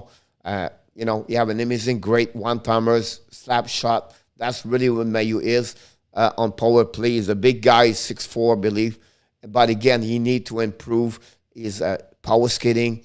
He need to have a better way to IQ sense hockey, and then also have a better way to develop passing. But this is, I think, it's normal, right? It's all the stuff you need to learn to get better. But the potential to become a great defenseman in NHL is still there. Can he become a steal? Could, but the time, only 2-3 years from today, we tell us exactly what is Logan Mayu, to be honest with you. So that would resume a little bit about him over there. So, look, there was a great show tonight. We touched a lot of things, you know what I mean? Like I was saying, I'm going to bring out a lot of different avenues about Montreal Canadiens every night. We're going to talk about other team, of course, and every news we have in NHL for sure. So, have a great night, Brother Monkey. Thanks to be a part of the show tonight. I know you go to school tomorrow, so thanks again to be a part. And don't forget, guys, to click on the likes. We have over 30 likes tonight. That's great. A lot of people left already. We have about 10 people already. 12 people in the chat right now. But what is Mayu going to be doing with himself until January? Hopefully, he's going to be enough smart to be with professional people about his mental illness, right? So I'm sure he's going to have some therapy to do, right? He can also training. That's not a problem. He can show the puck at home. Everything like that. The only thing would be me missing, but I'm sure he can do that, is skating. I'm sure he can get a private skating, everything like that. So everything can be out of the junior OHL. He can produce like this. So he can be at the gym per day. He have to go to school at some point, and then he can practice every day. You have no reason he can become better from today until January if he applies 6 hours per day on the self-improvement, on the mental side, and also on his hockey at any moment. Then after that, of course, you know what I mean? So if he surrounds himself with the right people, I'm sure he's going to be fine. I'm sure Montreal Canadiens gave him a program to do, and I'm sure he's well surrounded with right people. So I'm not too much worried about that part over there. So it would be interesting now. Can he do that? We don't know. He wants to get better. He wants to improve himself. He wants to prove he's not a type of person happening. It's obviously happens. Sometimes we make mistakes at that young age. But we'll see what happens about that. But the monkey said 30, yes. Thank you so much. Who will play with Dvorak, coach? Will be interesting. A lot of people talk more. Dryden and Hoffman. Two players struggle on the defensive side. One of the two will be with him. I cannot see that. Can Gallagher go with him? The problem with Gallagher, Dvorak, both of them go crash to the net. But again, who knows? But I think Hoffman or Drouin would be with him or both of them. About that one over there. Good night, Monkey. Michael. Bonne nuit, Gaëtan. Thank you, mon homme. Merci beaucoup, mon chum. John Tidor, back in the house. Not a problem, Johnny. Hopefully you have a great. Roger Delaney, congratulations again to 5-5, Roger. That's your best performance of the Frenchy Quiz. Proud of you. You studied too much. Now relax. Don't take it too much. And relax. John, what do you drink? Hopefully, John, you're not with Brad Marchand. Hit the likes. Good night, Roger. Michael. Michael, I'm sure your dog is waiting at the door right now. I'm not saying you have to go. I don't want to send you out. But Michael, your dogs, they are late right now. They are supposed to be out at 10:15, 10:20. And then, right? Any question you have, guys, don't forget. Don't hesitate to tell me. That'd be great.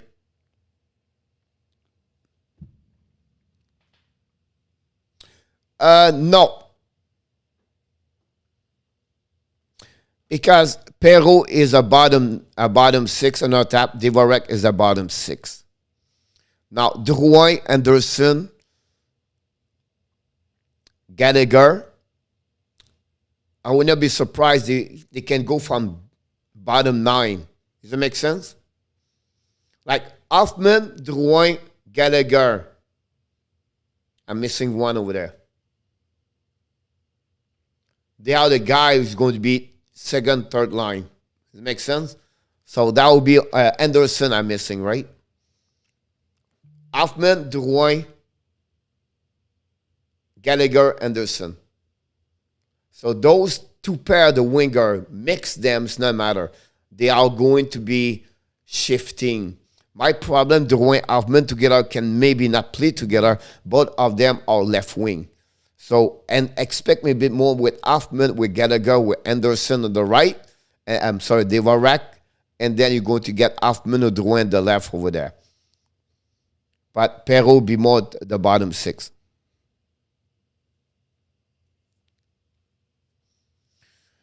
Wow, John, hopefully you stay home. Michael Doug are studying for Coach Quiz. I wouldn't be surprised, Lab Bunny. That's where he is right now. It's a kind of player right now, play 35 seconds. So, I believe in my book, you better to put him on the third line. I'm telling you right now, Perrault, Gallagher guys together, and I would do another one over there.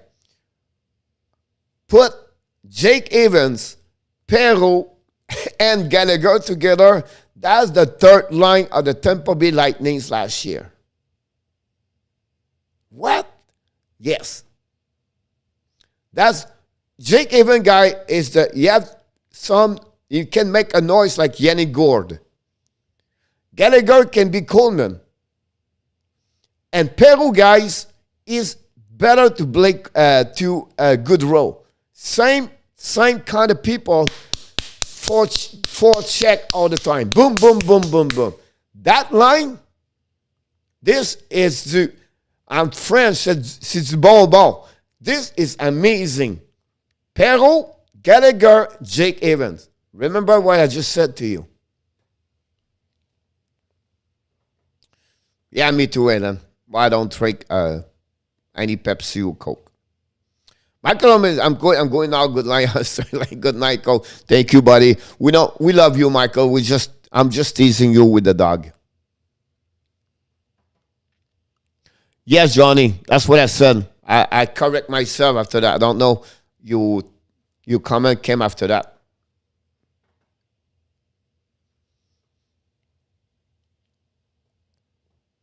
Exactly. So you put him. I don't think so. I think if he can get 25, that'd be a great year for him, for the Montreal Canadiens. Guys, let's start over. Suzuki, Toffoli, Caulfield. All three can score 20 goals. That's three. Hoffman, Anderson, Gallagher can score 20 goals. That's six. Christian Dvorak can score 20 goals. That's seven.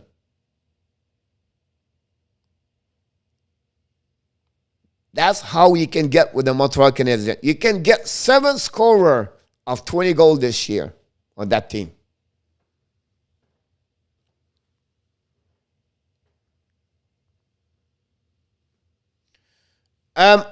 On that one over there, that's what Anderson is a back checker.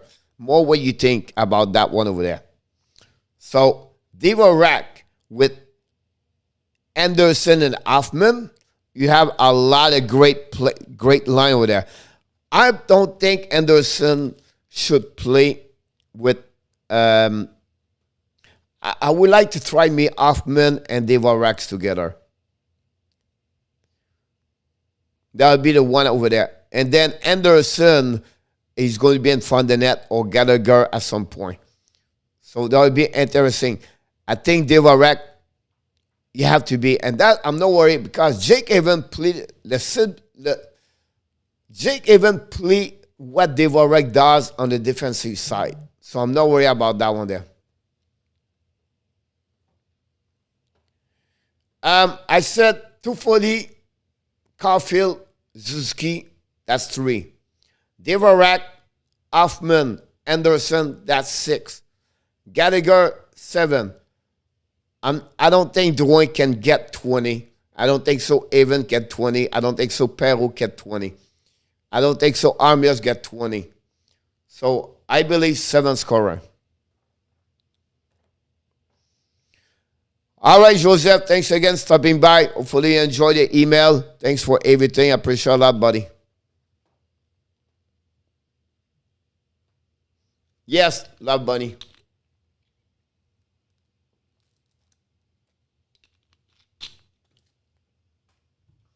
That's what I like from Montreal Canadiens. Got their balance. What are you talking about, coach?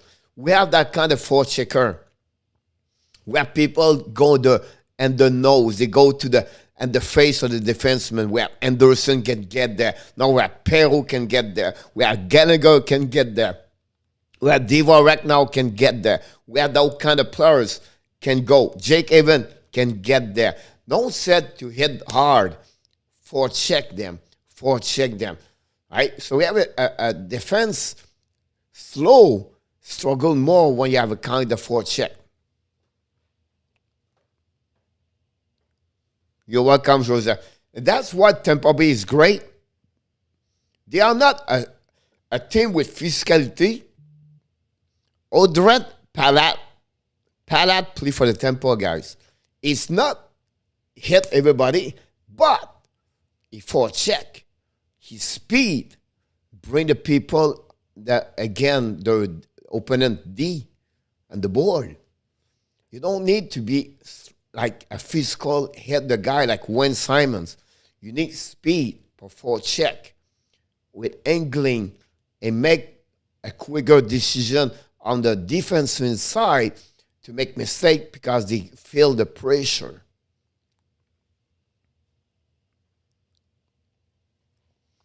If they work with Hoffman, I would not be worried about Gallagher Anderson. I'm just going to die on the 4 line right now with Lekanen. And whatever you want to put there, Rand Poland or Parquet.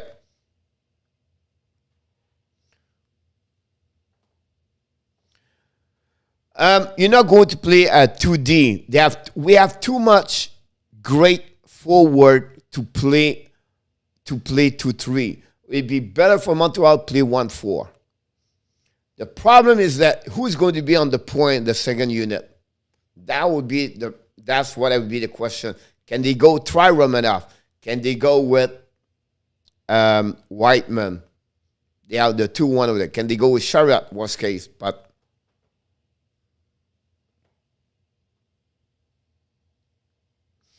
I'm not worried about that one over there. If you talk about defense side, you're not talking about that forward. Where you're going to have a little bit difficult is more your defenseman problem. I'm not worried about that. Jake Evan guy is almost what Bozak is overall. That's what Jake Evan bring to you. So you're going to have Bozak at the end of the day is a deep defenseman as a center. The percentage of you get this with Jake Evans now. So I'm not worried about that part of that. We have enough depth right now to cover. Now, you're going to say, yeah, but we have Poland and everything like that. You're not going to use Rand Poland at the end. You're going to use Dvorak because he's the Dano. So when they did, so what happened with Bozak? You have no room because you have Dvorak. We have Dano. What he did, Ducharme, he bring Jake Evan in case he need a double center over there. So that's what I said when I realized this during the weekend. I said, wait a minute. We have no room for him. Now he carry on at 36 years old. With take out Jake Evans of the lineup. We are not better. We are better to bring Jake Evans on the lineup. Makes sense? We're better to keep Joel Armia in the lineup. That's what all of stuff. We're better to keep Lekonen in the lineup. The 4-line guys put Poland, Armia, and Lekonen. That's, again, an amazing, great line over there. We have depth. We have depth. I believe me more and more. We have a team to make some good year. People say, oh, maybe the wild card. Guys, Montreal is going to be better than what we think. Tell you right now, I'm getting excited. I'm excited right now. That's what I'm doing right now.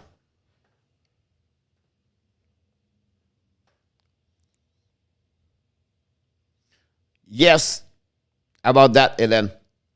Tampa Bay 3 back-to-back-to-back. We'll see about this. I'm not sure they're going to repeat again, John. They have a great team. With all the loss they got, like Johnson, Gord, Coleman, they still have a good team. But can they repeat? Then their support at the bottom, can they helping them to go all the way? They're going to have a long run, playoff, everything like that. But to win again, I'm not sure yet. Labonnie is and then talk about underdog, everything like that. I think Joel Armia is an underdog. The key of Armia is the consistency. That's what we need. Yeah, in my mind, yeah, he can score 20 goals. Now, the problem he's going to get is his time is not there anymore. He's not bottoms at top 6. Sometimes he can play like a top 6, but his time is limited. That's the problem he's going to get. We still need a solid D man. I agree with you, that one over there.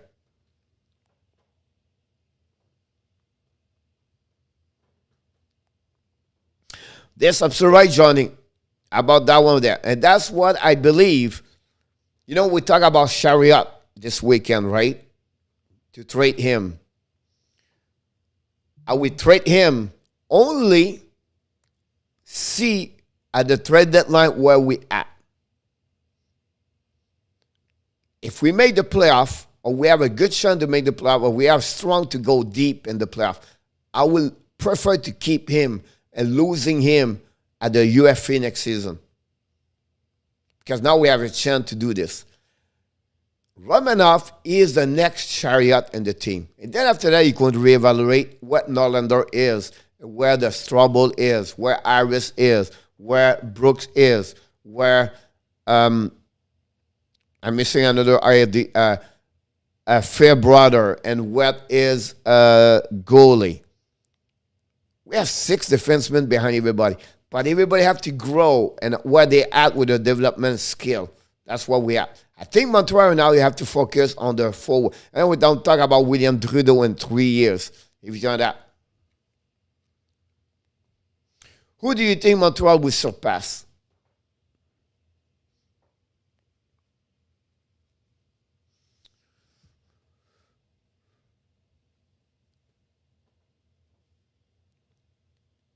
Boston, Washington, Rangers.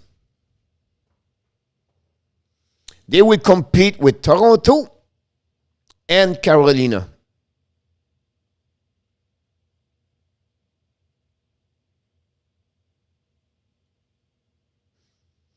Here's Montreal have to go there. Florida, Tampa Bay, Toronto, Boston, Montreal. That's 5. Someone's going to get hurt at some point. We talk about coach, but someone going to struggle in the package deal over there, and that's what I believe Montreal can play around. I think the one of the 4 we mentioned is Boston could have a difficult time this year. Minu. I like it. I love it. Don't forget, guys, to click on the likes. That's the one, Johnny, I'm not sure about Brooke. He played, this year is the biggest year of his life. because I'm not sure how good he can become. This year is really where he is all in after that, or he's going to be never going to be in the lineup. Luke, go Leaves. Here we go, Luke. Carolina, yep, behind me right now. So again, it's, you know what I mean, like we are in September, but at that moment in our tap, you can hang in there with everybody right now. And for all the team you mentioned, I think Florida Panthers have a better team on paper. On paper, I repeat again, on paper, the Florida Panthers have a better team. I think they're 12 forward, right? The only problem them is the goaltending situation. The problem a Toronto guy is the left wing side. And Campbell can repeat. The Toronto, they don't have second center yet. How the goaltender going to respond now with no Rask? Tampa Bay, the bottom six over there. Experience with Maroon, Perry, and Belmar. Now they have the youngest, Colton with Matthew Joseph and Bourré Goulet. We know the top six. We know the first five. And the Tampa Bay, the lineup, is a little bit stronger. But on paper works, Montreal is not behind a lot behind Toronto, guys. Look the lineup all together. And I understand with Matthews, Minor, Tavares, Nylanders. But check the full lineup. Montreal is better on goaltender. The defenseman Montreal is almost even like Toronto. Toronto have Riley. A little bit more puck movement. But Petrie behind Riley is not far. Riley had 5 goals last year. So the defense Montreal-Toronto is pretty even. The 4 guys I mentioned to you are better what we have. But the 12 forward, Montreal is better at Toronto. Yes, love. Well, we have Jake Evans there. Wow, I love your opportunist coach. Not a certain thought. Still think wild card is the best one. Of course, in the top. But I would not be surprised. Montreal can slip and find a way to get third. One thing is sure, the offense was so last season. It's much better, yes. And again, look what I said earlier.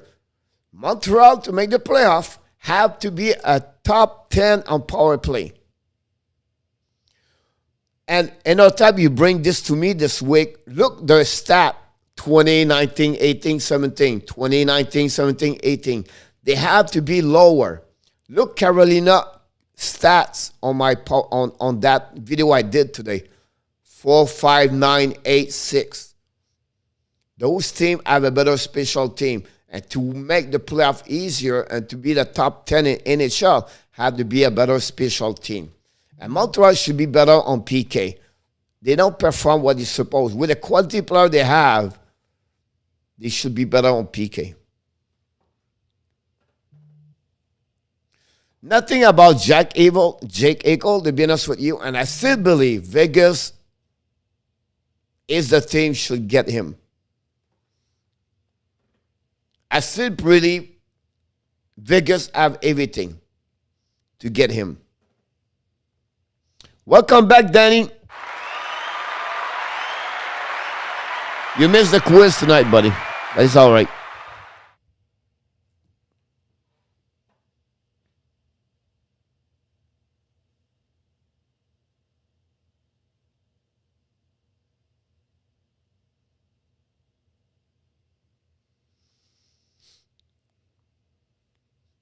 But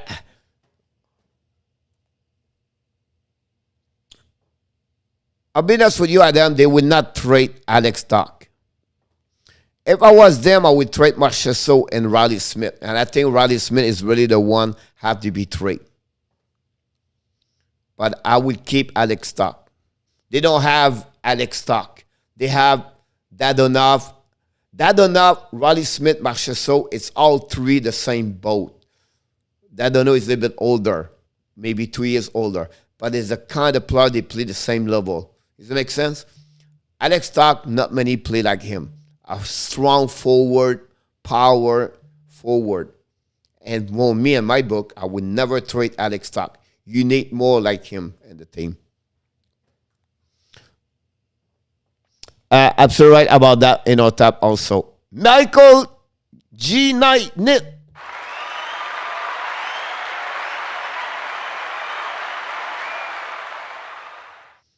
The problem, Michael, about that one, I will be honest with you, is they cannot play the physicality with the cross checking, everything like that. But if they play the system like you said, you're absolutely right. But I think that will be a little bit changing because the intensity, it's not the same during the season. But I agree with you. And I like what, you know what, more I'm thinking about what you said, I'm going to bring you one more thing, guys. Because what Michael bring to us right now, my lights turn more. I'm excited, guys, tonight. I'm fired up right now. I'm fired up. And Michael turned me my... One thing we not mention, nothing tonight. Dominic Charm. Dominic Charm, he have more experience right now. Dominic Charm bring that system over there.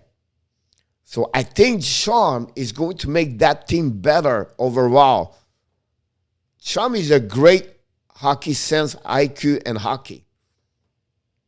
I think we don't give enough credit to him. You need to learn. But again, what Michael said, he wake me up. So you know what? Charm is going to make this better. If Romanov take a step forward, that would be a big boost for the team. He has the potential. Johnny, this is another great point.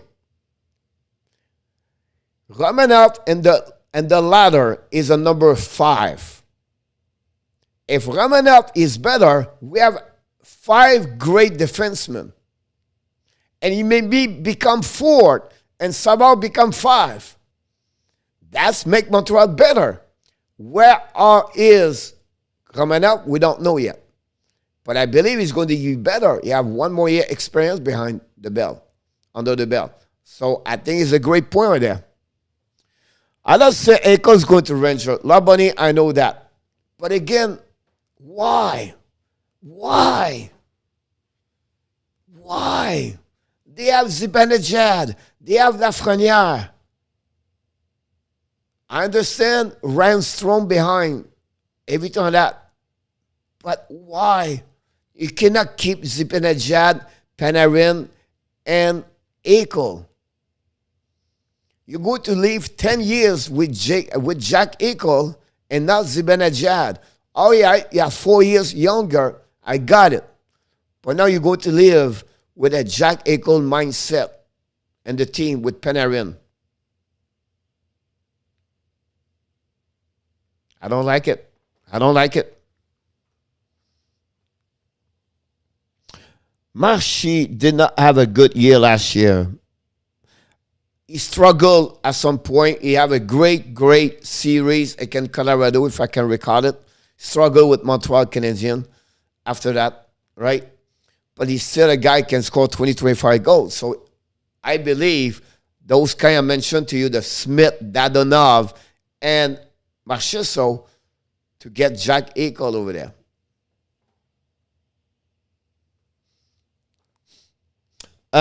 Alex Tuch is like Anderson.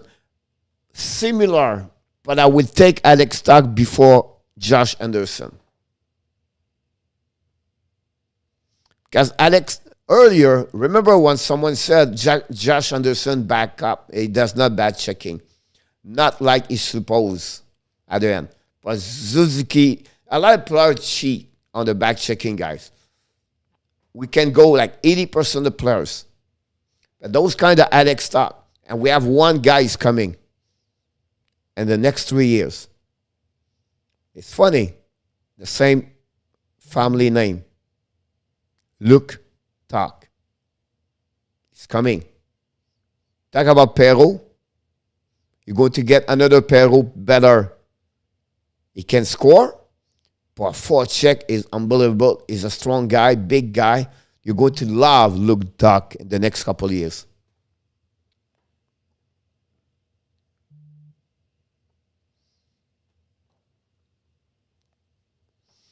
Ellen said, Duchamp is sexy IL. Yeah, possible. I'm sure you, as a woman, you sure you love Dominic Charm. The problem with Charm is this press conference after the game. You need to learn more. You look like me, cannot talk. But that's another story. Buffalo have painted themselves corner. They cannot reach the floor with the cap situation with happening if Eichel is straight. But in return, they're going to get the $5 million and the prospect after that. I think for them, that would be great to do that.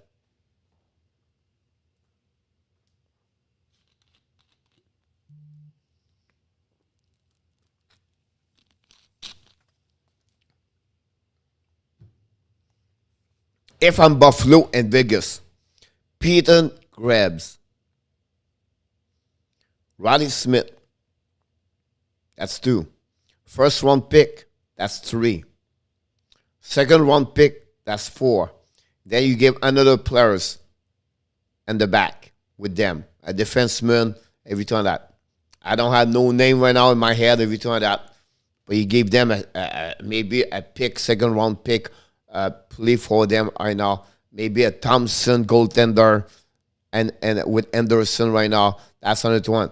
But with that trade I've just mentioned to you, both of them win. Vegas win. They get the second center. They have enough winger to fix Roddy Smith out. We understand they're losing another great player, young kid, but he got an amazing, great center, 1 point, and they don't have that kind of player, Vegas. You have it.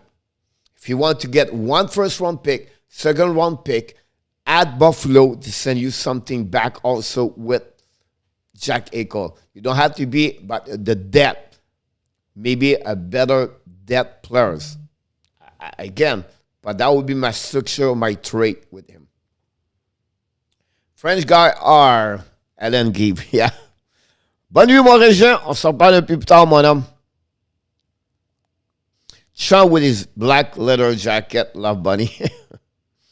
I'm really excited to see how Cody Glass does during the preseason. It will be interesting to follow.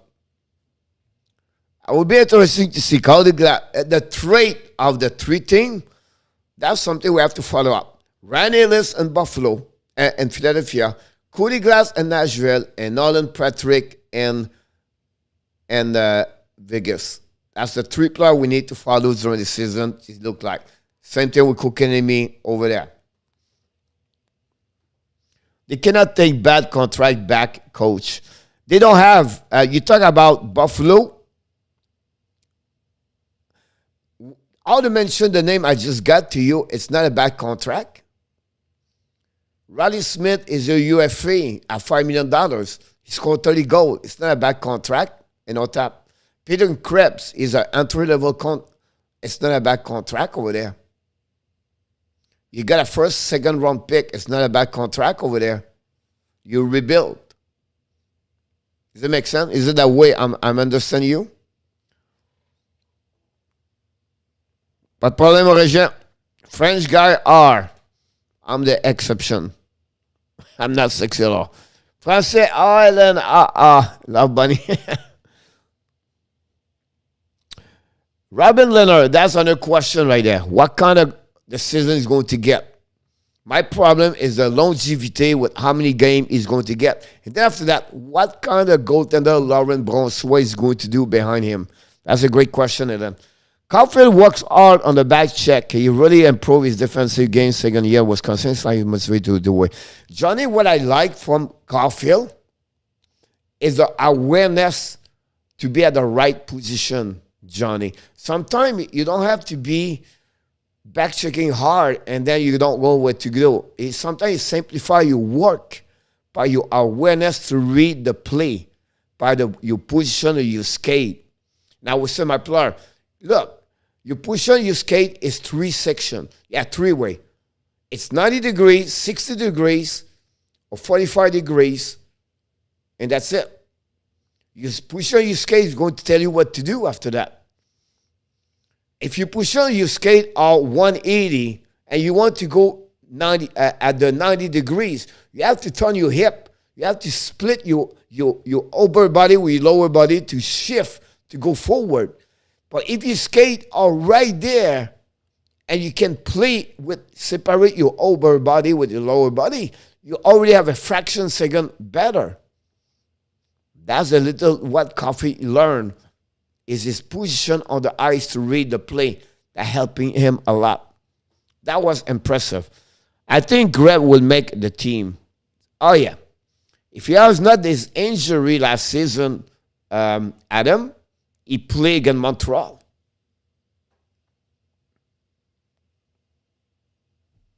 That's the concern about that part, Adam. She's all right about that. That's my biggest concern. To have Vegas, to be sure, have a great year, he has to play about 48 to 52 games. That's not good enough. That's the minimum as a goaltender number one. They don't have a great duo. That's my problem over there. You know, like Toronto, we have Jack Campbell and Peter Mrazek. Carolina have Anderson, Ranta. Montreal have Allen and Price. But I'm not sure about their combination. Alibak can do 60 games. Not a problem in the backup is Eric Comrie right now. It's not a big deal. It was Laurent Brossoit. Not a big deal. Vasilevsky, don't worry about the backup goalie. But they are rare now. Yes, coach, the best is 360. Love Bunny, yeah, that's the story about Caulfield and Leonard last season. But again, it's just, you know what I mean, like the details. So important in hockey. It'll be interesting to follow him because he's really the one behind that, right? The third violon. Maybe like Caden Primo is on Montreal. That's what Logan Thompson is over there. Can he push in the back of Laurent Brossoit? I'm sure he's going to have the call up at him if Leonard got hurt. And that's what Ellen said after that. That's the longevity of this problem they have right now, Vegas. Coach, one of us got about Caulfield. He has great instinct to be at the right place. Yes.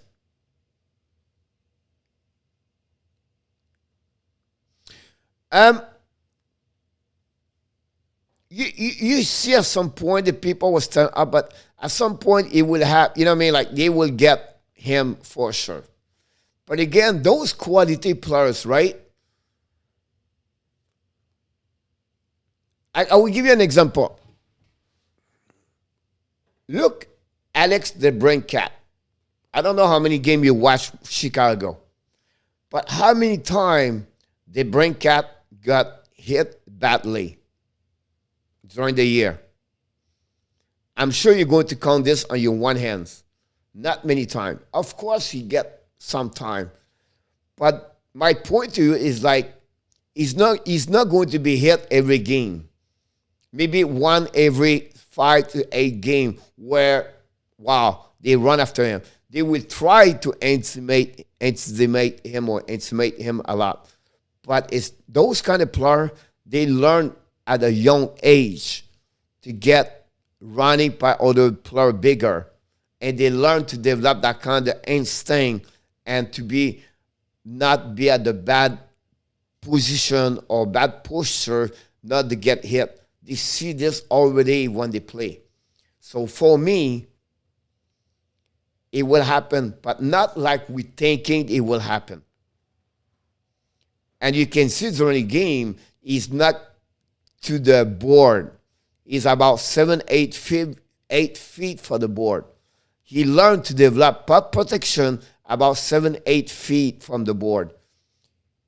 But those kind of players, they develop that kind of quality as other does not. Like Josh Anderson is going to be 4 feet from the board because he's 6'4". But those smallest players like Caulfield, they bring cat, Konechny, they learn, and Goudreau, they learn to use their body far away from the board to be sure they are not at the bad position to get hit. You know? it will happen. Look, Zuski got hit a couple of times last season. But again, your point is like, can someone step up? Perrault will do it. Right? Chariot will do it. Edmondson will talk, but I don't think so. Edmondson is going to fight. Right? So Montreal don't have a guy to make up if something happened. Now, they can call up the kids from Laval. But again, it's not happening anymore like it was before. You know, Ranger have one called Ryan Reeves. But Reeves is limited now on the ice. He limit your forward 11, 12. Tom Wilson is a rare in NHL. He's a top 6, and he can do everything. He's going to be the top 6 in NHL. Why? Because you have so many great players next year in NHL rookies. Spencer Knight, Zegras, Caulfield, Maurice Zeller for Detroit. And now I'm not talking about others. Jimmy Trestel, Biron Biram, Lucas Raymond, Anton Lundell, Alexander Olds. You know what I mean? Like, I can go right there. Robinson with Toronto. Can he become his brother Jason Robinson? We don't know. So, can you win? Possible. But you have a lot of competition this year. I did not mention about Quentin Byfield.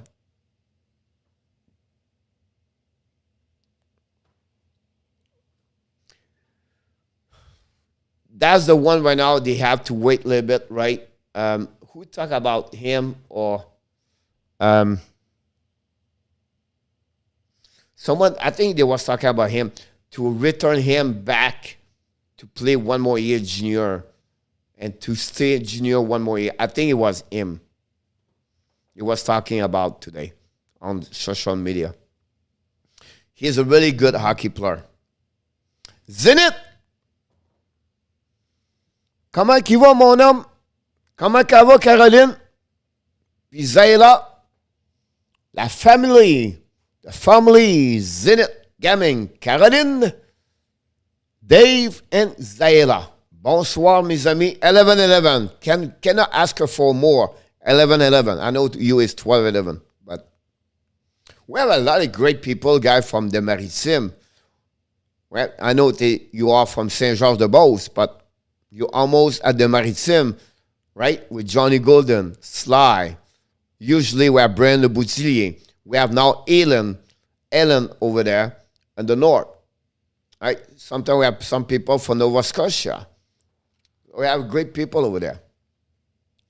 Ellen Kiev, without a doubt, Cole is not far from a franchise generation player with check his style with young. Even, yeah, but you cannot put Cole Caulfield on the same level or the same boat like McDavid. Yeah, not many people. McDavid is a Crosby, Gretzky, Malkin prototype. Cole Caulfield is going to be... Cole Caulfield guy is going to be... I'm not sure if he can reach 80 points one day.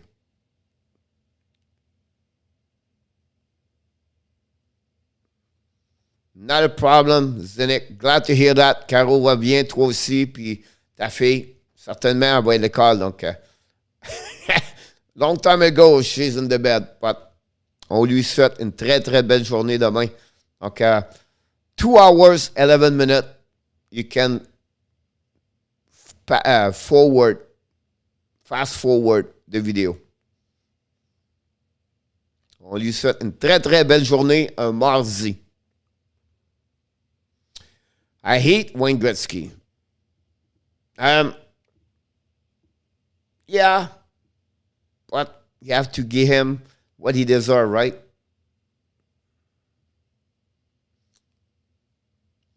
I don't see this Love Bunny. Come on, coach. I will tell you why. I have to go somewhere else now.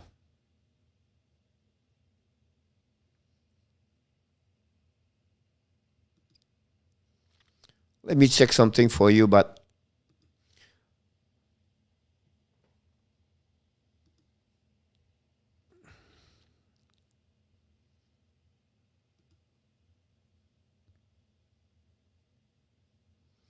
look, they bring Cap 52, 76, 45, 56.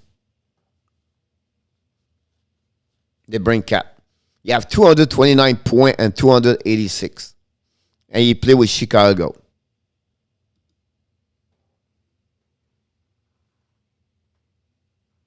And I will tell you why.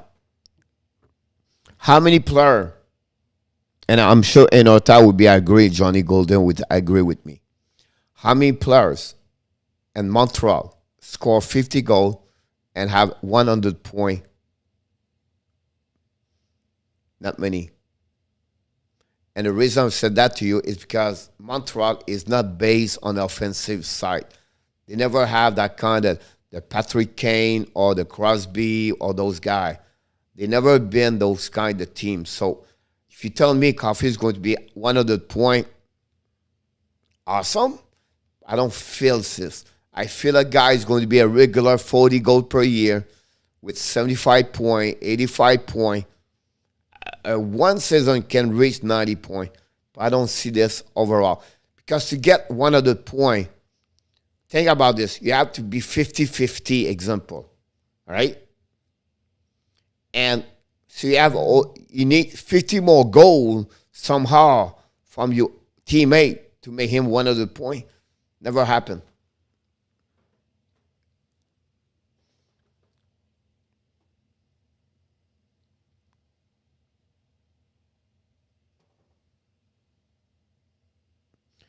And there you go, that. Why coach? Because he's small. Theoren Fleury was smaller. Yes, it's not about the small things, Love Bunny. It's what the hockey it is now. Theoren Fleury will not get those points, right? Like Johnny Gaudreau, how many seasons have 100 points? 0.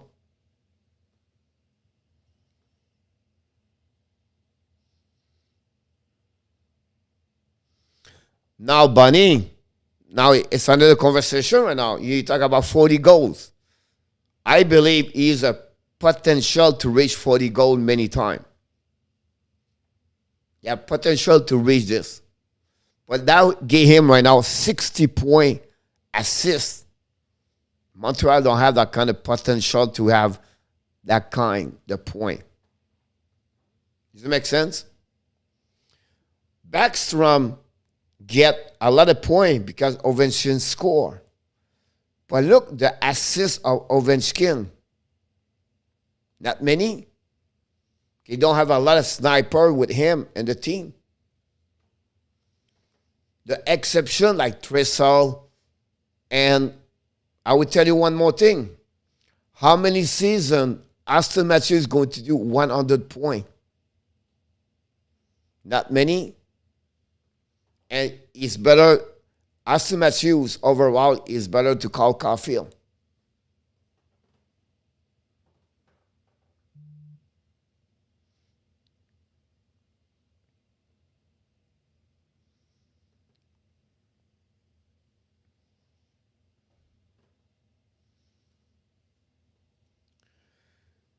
Yeah, it was physical, but it was more offensive. The player and ADs, right, have more point like anybody else. And then in the 90s, you start to drop everything like that after that. In 2000, everything like that. But again, all right, if I go there for you,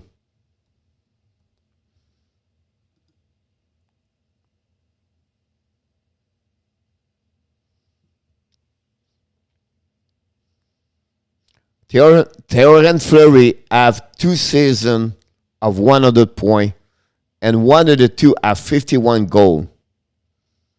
He reached 51 goals only one time. After that, he reached 56 goals and 40 goals 2 times. He got 104, 196, 93, and that's it. Talk about 15 years in NHL. I understand what you tried to tell me, but my point is, if you consider Cole Caulfield a 40-40, that's a great year for him. Yeah, oh yeah. Oh yeah. He did 2, 103 and 100.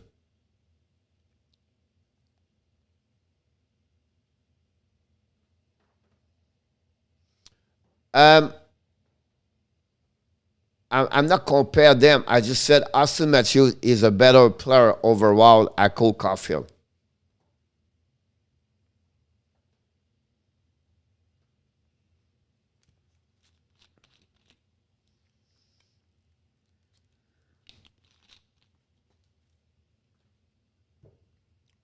I'm talking about overall.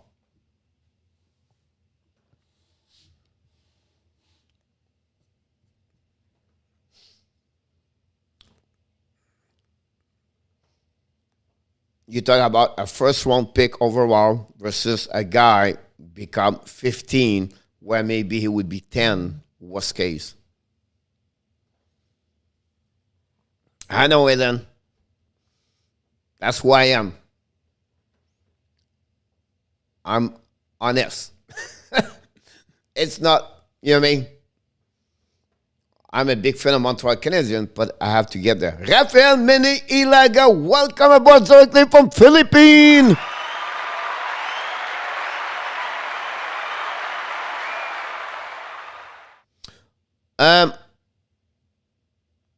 No, Fleury was more like Gallagher, but more talented to score goal because those kind of year was more on goal. Does it make sense? I think Fleury is more Gallagher in my book.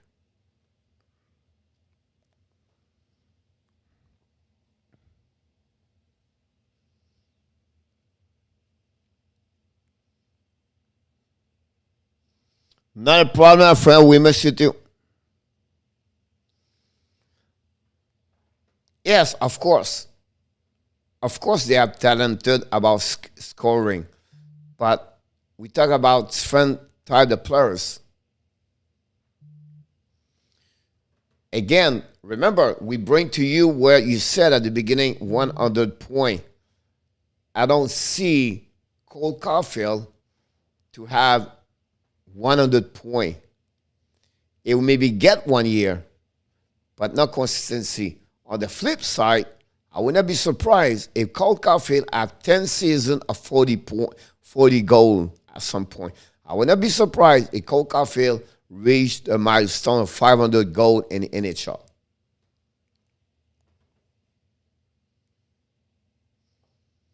But again, he does not say Love Bunny is not an exceptional scorer.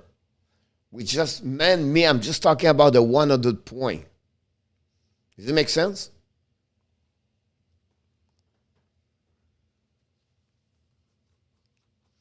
And yet, for me, Cole Caulfield did not show to me yet. Well, it's not the point. He did not show yet. He did not find the difference between what he did before and what he need to do in the NHL to get that goal, because the goaltender are better. And you can see he struggled on find those kind of goals, what he was supposed to do all the time before that. But again, he will get there, but he's not there yet. But he have a great release. Every time he shoot, it's fun to watch. The goaltender have to be alert. But again, he need to get a little bit more and more. Absolutely right there. if he, you know what I mean, like he should be and become, maybe not that next year, a regular 40 goal. And to reach this, about 12 years, 13 years in NHL, he have a chance to do that. I'm telling you right now, the friend between Love Bunny, the NCAA, most the goaltender and NCAA never play in NHL. It makes sense? How many times in NCAA he faced to Vasilevsky and Alibak? Not many times. They are good, but not what the NHL. My point to you is it would take a little bit more time for him to see the hole on the top. And NCAA, yeah, maybe 9 inches. The puck go in. And NHL, you have 3 inches. And now you have to be consistency on the 3 inches every time you shoot the puck. It's harder. I'm not saying never go do it. It's just harder. The speed, the physicality, the player are better, stronger. Again, he will score 40 goals. 35 should be easy for him. 40, 45.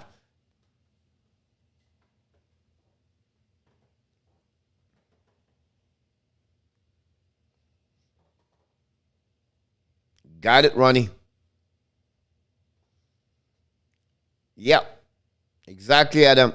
And again, Love Bunny at one point is right. Where we all agree, from Inotap, Adam, Ronnie, Love Bunny, and you are right when you said he's going to be a 40 goal and he's going to be possible to reach 500. But to give him 100, that's what I have a difficult time for that. Can he reach one time like Theon Frey did twice? But Patrick Kane does almost every year. Does it make sense? But Cole Caulfield is not Patrick Kane.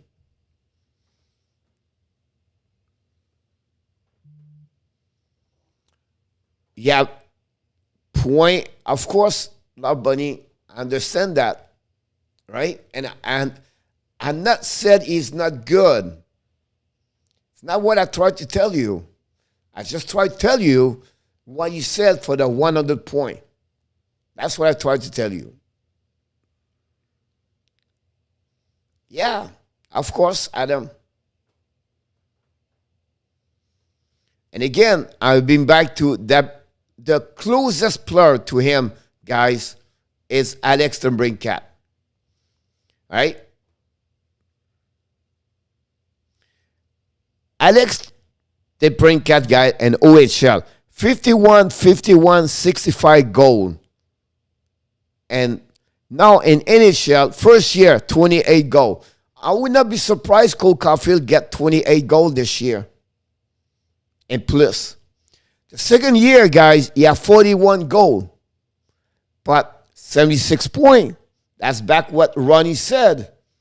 Right? The third season, he struggled. He dropped at 45 points, 70 game, only 18 goal. He dropped at that year. But this year, he come back. 32 goal and 52 game. That's give him a 50 goal season, almost there. At least 40 goal there. But again, 56 point. So you add another 75 point and 40 goal. That's what Cole Caulfield is going to do in NHL. And my book is a 75 point and 40 goal.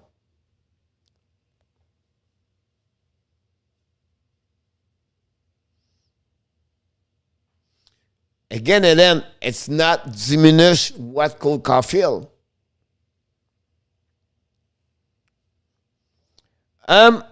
Ronnie, I think he's a little bit better at this. Ronnie. And again, I could be wrong. I feel it's a 35 to 45 goal average when he's going to get 3 years experience in NHL and about 70 to maybe his best year at 85 point. But more like a 40 goal and a 70 point and 75 point. That's my expectation for him. Can he get 80? For sure. But I think you're a little bit low on goal overall.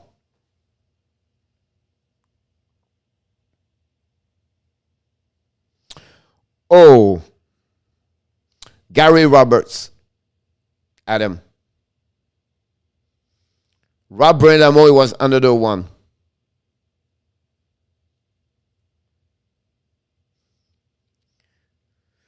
Salming and maybe that time, but it was not developed at that time, right? So Salming was like use his own conditional life. But you talk about Gary Roberts and you talk about Rob Brind'Amour, they was past their day at the gym all day long.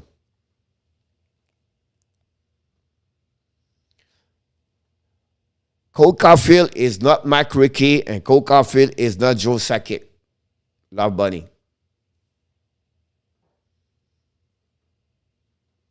Joe Sakic make 100 points not on scoring, but more on assists. Joe Sakic play with amazing, great player around him. That's its friend. To get 100 points, you need people score beside you, and you don't have. Suzuki have more chance to have 100 points versus Cole Caulfield. Because all the goal of Caulfield, that gives Suzuki about an extra 20, 25 points. So if Nick Suzuki scored 30 goals, it's possible he reach 60 assists with Cole Caulfield. That gave him about 85 to 95 points.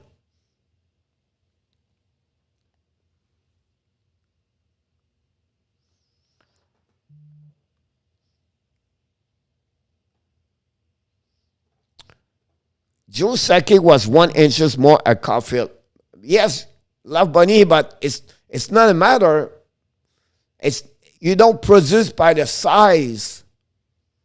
I don't think you got that my point here. Niklas Backstrom have point because of Ovechkin. Does it make sense?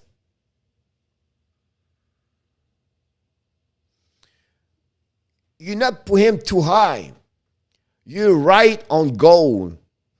But I think you are wrong on 100 points. Can he get 1 year? Possible. But he's not a consistency 100 point like Joe Sakic.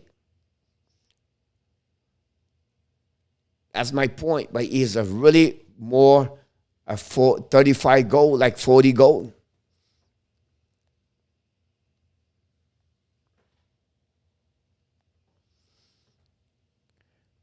I believe, Ronnie, that's Cole Caulfield is. A 40 goal per year. That's what Cole Caulfield is going to get, Ronnie. Not every year, but he's going to reach that level more. But at the end of the career, McKinnon is going to have maybe 300 more points because McKinnon play with Rantanen. And Rantanen scored 40 goals per year. So he's going to get more points. But Caulfield have nobody can score 40 goals beside him. But Cole Caulfield is potentially to score 40 goals, 35 goals, 40 goals per year, every year.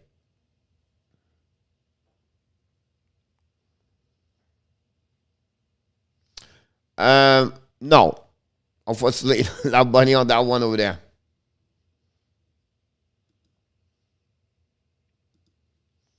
Now you put me curious about this, but Joe Sakic, I guarantee you right now, I'm not going to look, is a minimum at 2-3 inches taller at Cole Caulfield.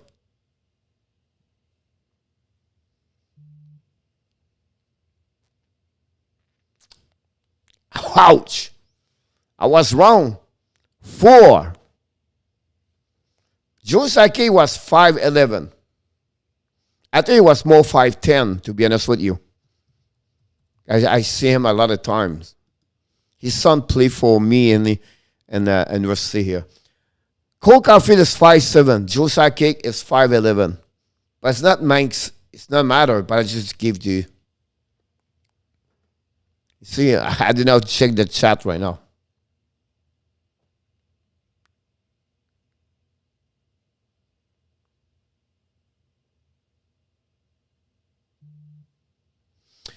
Ronnie, it's not about an elite player. It's not that way. McKinnon guys, Caulfield is an elite scorer.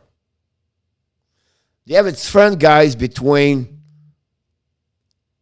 an elite players and an elite scorer and an elite guy score. All right? Think about McKinnon guys. 97 point, 99, 93, and 65. Remember, 58, 58, 58, 45 assists. 39, 41, 35, 20. McKinnon is not an elite scorer like Ovechkin. He produced points around him because Rantanen and Lestergaard score 25, 30 goals per year, and Rantanen score 40. Rantanen is an elite scorer more, but Caulfield is not like Rantanen. Mikko Rantanen guys make 90 points. You have 84, 87 points, right? But you have like about 29, 31 goal, 30 goal this year. So what telling me it's Rantanen is a 40 goal, but again, he's get about 80 points. That's why I said Cole Caulfield is going to get 35 goal to 45 goal. But again, he's an elite scorer.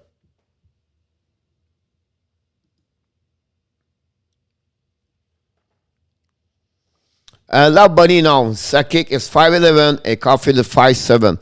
And 5'7" to Cole Caulfield, this is extremist. Cole Caulfield is more like 5'6", to be honest with you. But Love Bunny, I don't know what you see this 5'10", 5'11", but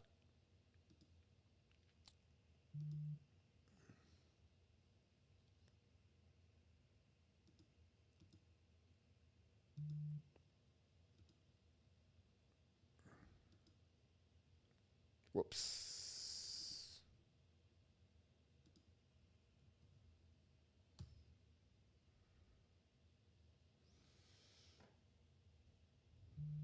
Exactly, no tap.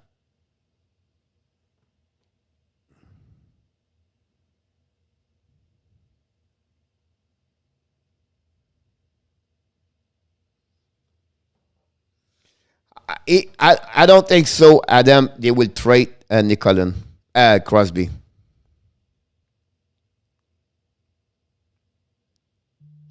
McKinnon, Ronnie.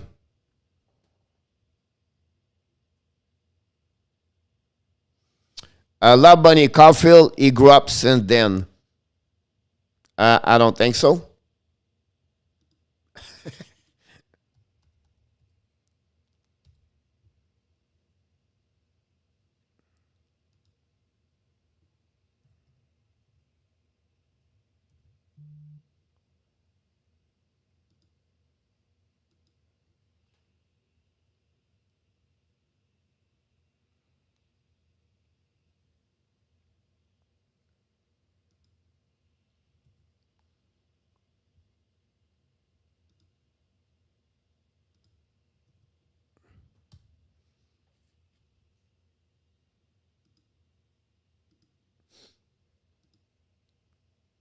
I'm giving you all those information. And then after that, what's Montreal? They are right now the two sit where you can see all those stats.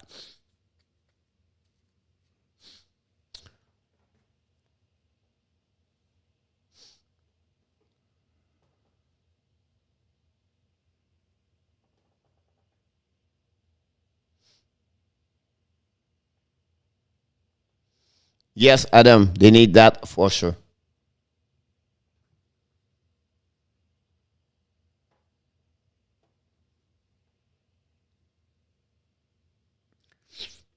But again, Love Bunny, how many goals Cole Caulfield has in Hockey Junior World Championship? Does it make sense?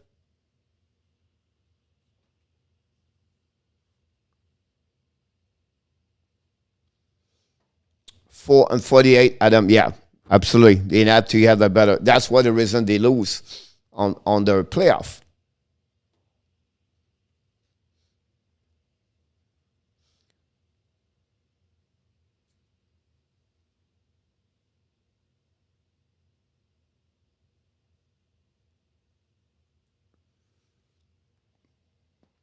But again, Love Bunny, I'm going to repeat. He's going to score goal in the NHL, but he's not going to score 100 points. If he does, maybe 1 year, but he's not going to reach 100. Yeah, more chance to reach 40 goals per year, like Ovechkin does every year. Right? On the flip side, McKinnon is the Joe Sakic. They have more points at the end of the year. Barkov is going to get maybe 100 points, but he's not going to reach 50 goals per year. Huberto is going to score 40 goals, but he's not going to reach 100 points every year. But all the names I just mentioned, they are elite players, but they have different skill they are.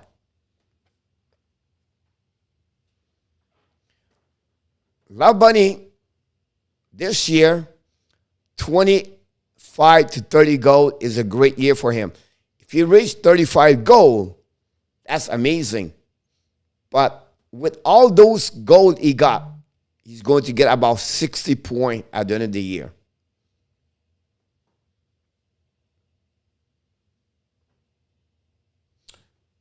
Yes, Ronnie. I think McKinnon is a better stick angling at McDavid. The skate of McDavid is better, but the explosiveness of McKinnon, little bit. McDavid at the end is better skater. I apologize. McDavid is a better skater. McKinnon have better stick angling. That's what it's fun between both of them. Kucherov is another fun player, Love Bunny. Kucherov, him, is really an elite player. He can score. Kucherov, at the end of the year, have always more goal at McKinnon. Compare both of them, you're going to see Kucherov have more goal at the end of the year. But McKinnon could have more points. And to do that is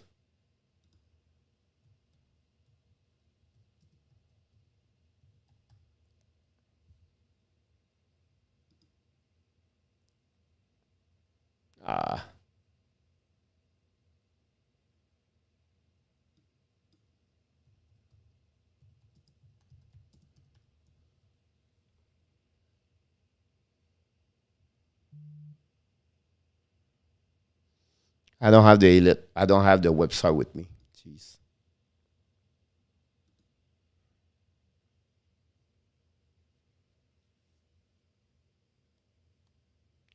May I know class? Yes. That's another subject, this one. But again, an NHL, right? It's not easy to make 100 points. It's not regular. It's not happened a lot in the last 10 years. It's not easy to do 50 goals per year. It's not easy to do 40 goals per year. But I'm going to be back. Cole Caulfield had the potential to score 40 goals per year. He had the potential to score 500 goals. But it would take him 15, 16 years, 17 years in NHL. But 35 goals to 45 goals, that's what he's going to get every year in my book. Maybe not at a rookie, but he will find that kind of goal like that. The key is to do it every year. That's not easy.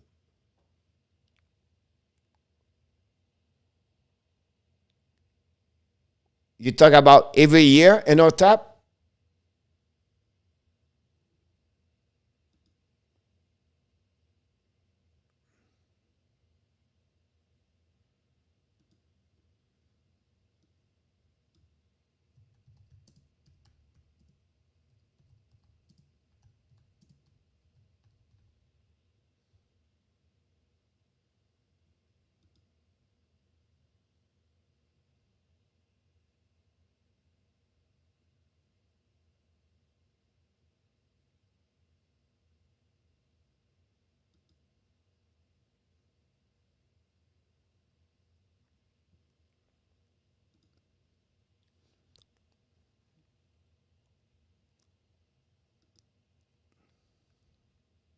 I tried to give you the right answer because I don't think so it happened.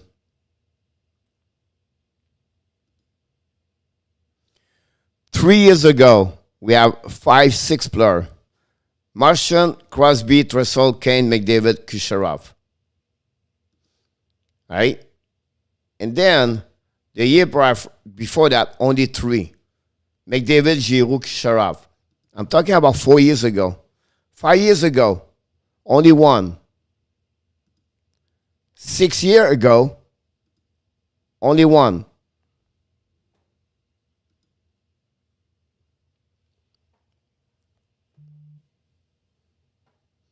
Of course, Love Bunny.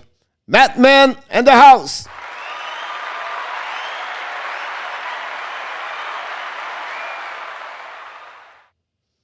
How you doing, buddy?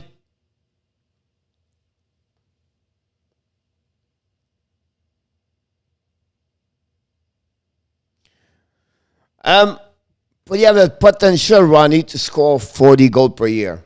That's what Cole Caulfield is. That's the kind of player you expect a 35 to 40 goals every year. But you cannot be hurt all the time. Thank you so much, Danny. Love Bunny, yeah. You know what? Now, Mike Bossy is maybe the best scorer in NHL. Never have. We have a better goal average per game. It's Mike Bossy. Have a great night, Adam. Thank you so much, buddy. Thank you, Danny. Pretty good, Mattman. What's going on in your wall now? Things good over there? Yes, in our tap. And again, in our tap, it's happened the year before COVID and the year before that. So send that. And I'll be honest with you, this year, maybe 4, maybe 5 max. Yep. I agree with you, Ronnie.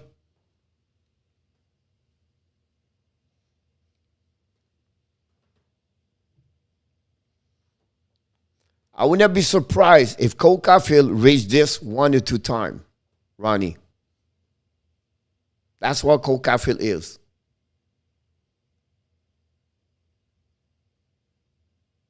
That's the kind of player he can do. That's Cole Caulfield. But again, because he faced to the NHL goaltender, my possibility to be more at 38 goals per year to 42, that would be my prediction for Cole Caulfield when he get a 2-3 years service in NHL. Not next year, but in 3 years, year number 3 to year number 10, I believe he's going to be an average of 38 goals to 42 goals if he play 82 games per year.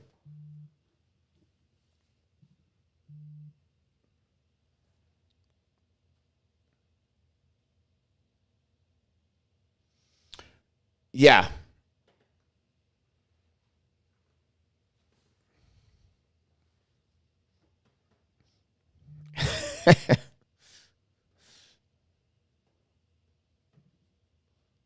I was going to say something, but I don't want to say that. But yeah, you're absolutely right.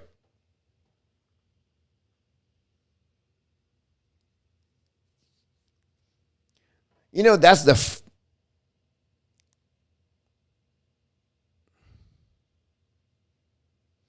it's funny in our tap. I would not put Pasternak inside that one.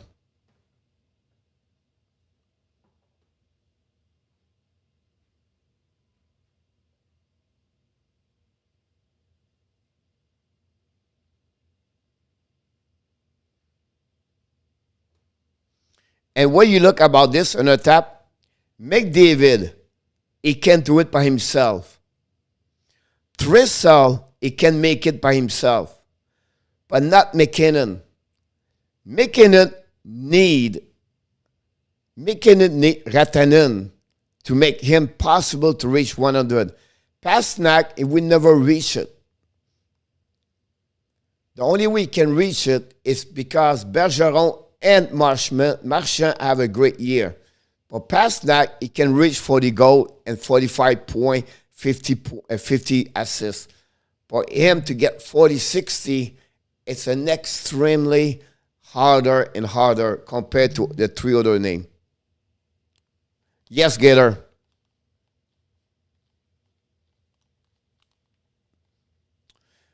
Yes, Ronnie. But again, that's what Cole Caulfield is. And scorer, Ronnie. Cole Caulfield had the potential to be a top 10 scorer in NHL every year. That's what Cole Caulfield should be. Does it make sense? Yes or no, Tap? I agree with you about that one over there. My point is he cannot do it by himself. He needs players around him. And the two other players he has are going older and older and older. And I say he cannot do it. I just said, for him, it's harder. McDavid can do it by himself. And Trestle can do it by himself. But not Pasternak. And McKinnon barely can do it by himself. The only way he can do this, he would be sure Lestegard and Rantanen have 60 goals together. That's how because McKinnon don't score 40 goals per year.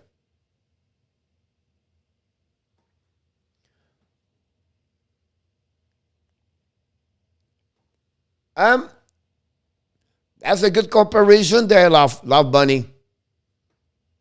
That's I like that. Two guys on the same thing want to do it, very hard to do. Yes, Gators. But again, Trestle McDavid can do it.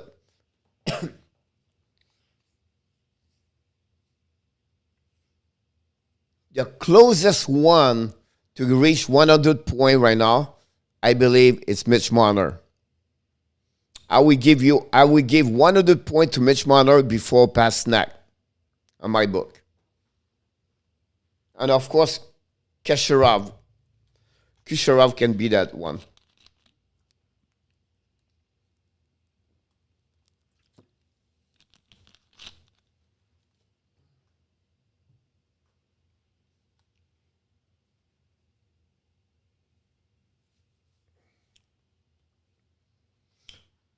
Yeah, but I think it was competitive shot on score on the goal on my book. What I understand him, it was not competitive shot as the point as a, you know what I mean? Like I try you guys to, yeah, people score, yeah, people make points.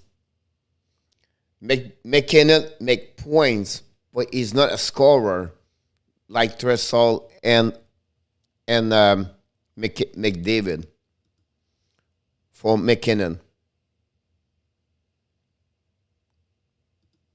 On my book. Because if you check about this, it's really impressive, right? McKinnon playing in NHL for 9 years.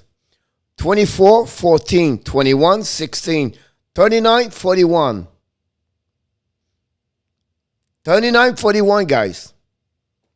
How many seasons McKinnon has 100 points in NHL so far?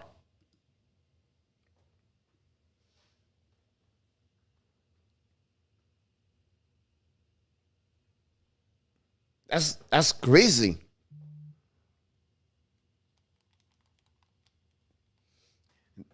That's the beauty of what we do here.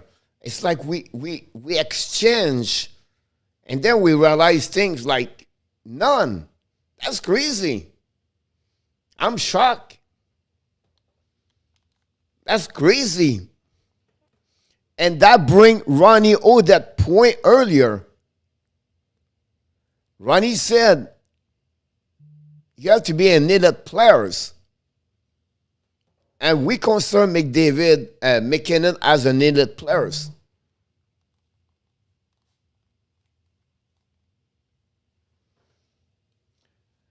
But again, Ronnie, McKinnon has never reached 100 points. That's crazy. McDavid have another step over McKinnon. At point, Khrushchev make more point to McKinnon. On points.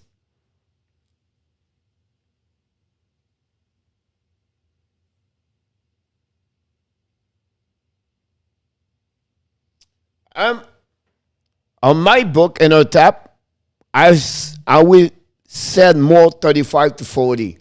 That's where I see him. Below 35, I understand what you said. It's good, right? But in my book, to be really an elite scorer, you have to be 35 and 40 and 45. That's what my book is.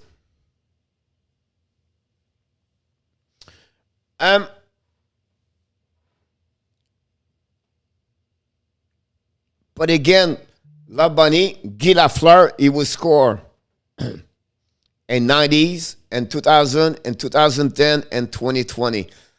Mike Bussey, he will score in 2020, 2010, 2000.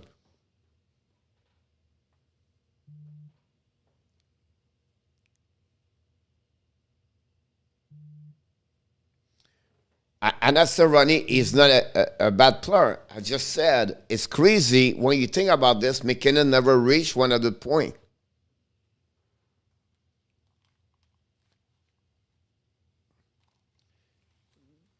But again, you cannot compare. I'm always said you never compare.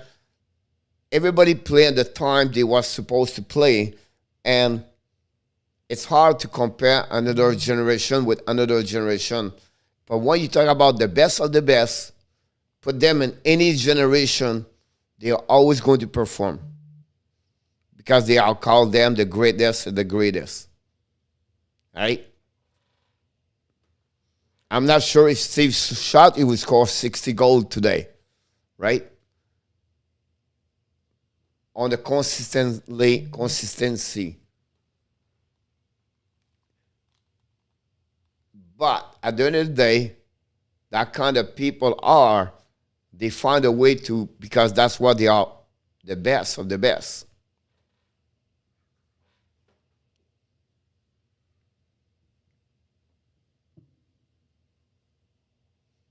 Yep. Gator, I believe me, he's the best scorer in NHL.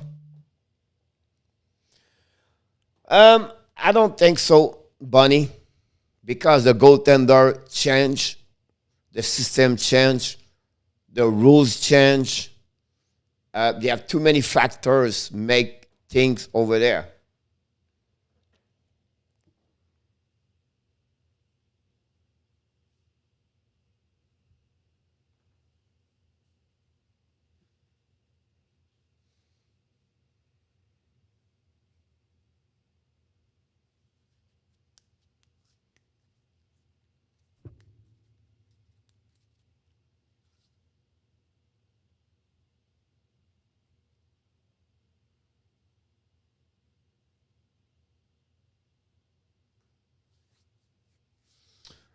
Johnny, I put him at 28 goals. You nail it on my book. I think Cole Caulfield is a 28 goal. Look, coach, I evaluate a player on his impact on the ice. This is my way. I don't say Ronnie. I don't know. I don't say McKinnon is not good. Well, I never said that. It's just for me, it was impressive to see McKinnon never reach 100. You have 90, 96, 90, 99 or 93. McKinnon, it's like he has like every time he's on the ice, he creates something, right? It's the time with Patrick Kane and Jonathan Toews. That's what McKinnon and Rantanen are on the ice, right? And then you add Kyle McCarr, where Duncan Keith and Zebrook was for Chicago. That's what they are, right? So McKinnon is a great hockey player. They are the elite of the players. Yeah, not many elite as a forward in NHL. The best of the best are McKinnon and McDavid. And then after that, you have to go with Patrick Kane and Tressal, and then you can get those little bit around them. Fallon O'Connor, welcome back.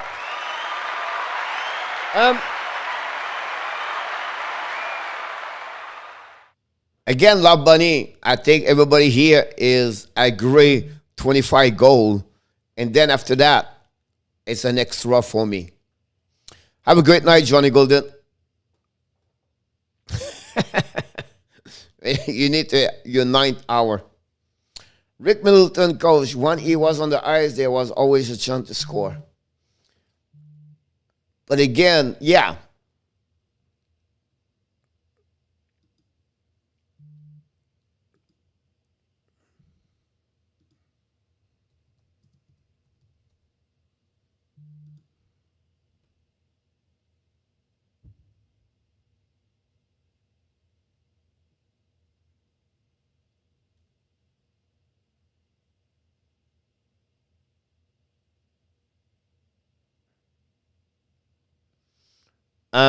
I'm sorry, I was watching the news.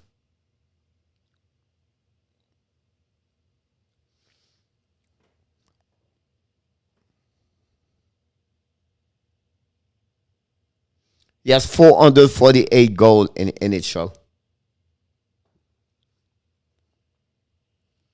Rick Middleton.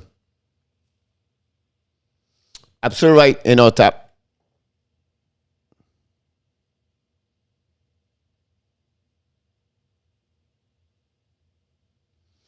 Dustin Wolf is a goaltender for the WHL with Everett Silver Stick.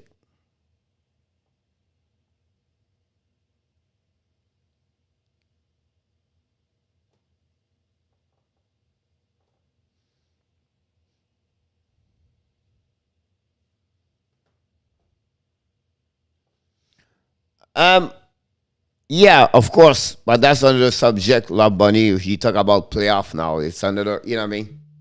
That's other things. It's funny you said that, Matt man, because I did I did a live stream. Coach Frenchy commissioner one night or one day. I was the new Gary Bettman, and I suggest that where they should put the net bigger. You know, I did not mention the 6 inches or 1 feet, you know what I mean? But I said, I think for hockey now, they should put the net bigger. You know what I mean? Like, I don't know how many inches, but that's why was my suggestion. You're absolutely right about that one there.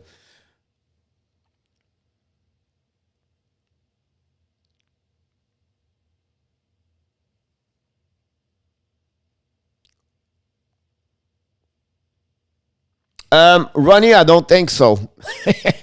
I don't think you see Ovechkin play a lot because Ovechkin, when he's on the ice, he has a chance to score all the time. Like, the guy can score from anywhere. You talk about the best top 5 player in the NHL, Ronnie, about Ovechkin. So I don't know. It's like what you said this right now about Ovechkin is like, what about Steven Stamkos? Right? And your types at 3 inches, it could be. I tried to follow you, Fallon. Could you do who is Dustin Wolf? Because he's going to go down on the grab still for the Flames. He's always performed what he played, Dustin Wolf. The problem, Dustin Wolf, Fallon, is the size. He's not big. He barely makes 6 foot. But even where he played, he did well. Now, he was draft 7th-round pick, I believe. But we'll see what he's going to do, right? But the size is going to be his problem with Ned. But Nedeljkovic did it. Jesus Saros did it, right? Can he carry on this? I don't know. But he was a great goaltender in the WHL.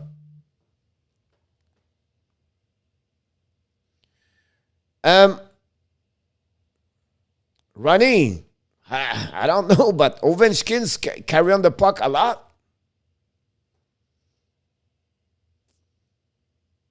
During the game 5 versus 5, Ronnie, Ovechkin carry on the puck more what we think. And he hit everybody on the ice. He's like a bulldozer on the ice, this guy. I love to watching him. He hit everybody. You don't see this for Crosby and McKinnon.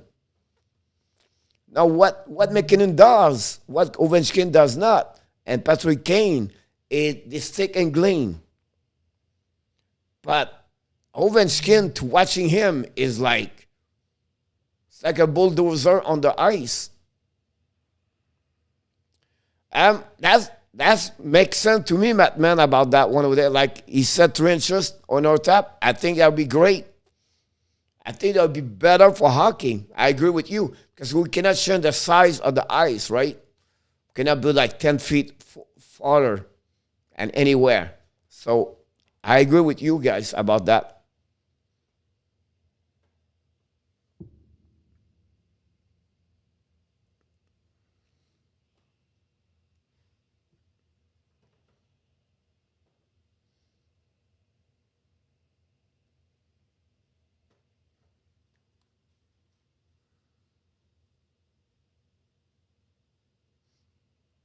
Try to read you, Love Bunny, your comments on playoff.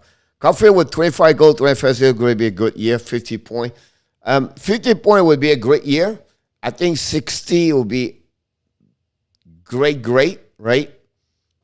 And if you reach, I'll be honest with you, if you reach 60 point, I believe he's going to be on nomination for the Trophy Calder.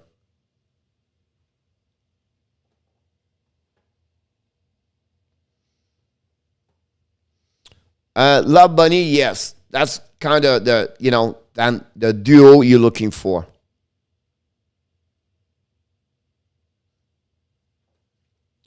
Not a fan of making the net bigger, just so we can get more goal in the game.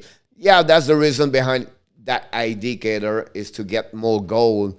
You know what I mean? Like, you have too many goal game at 2-1, 3-2, and, the goal average increase right now, but not good enough to have a more fun game every time. That's what, like you said, I'll be there. I would take Crosby again, Ovechkin. Crosby would create more chance on the eye. This is my point. Yeah, I understand that part of there. You talk about, a quick shot. You talk about a goal, a guy scores, maybe 300 more goals at Crosby, right?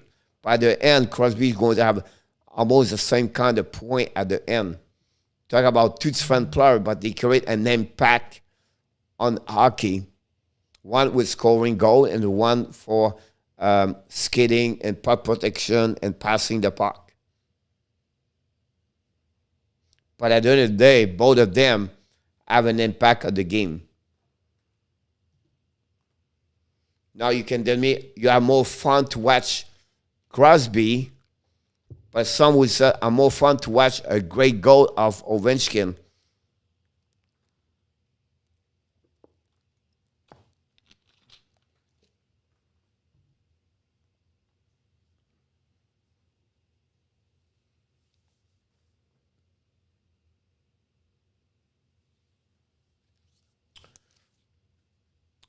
It's because now you talk about a player with an offensive side.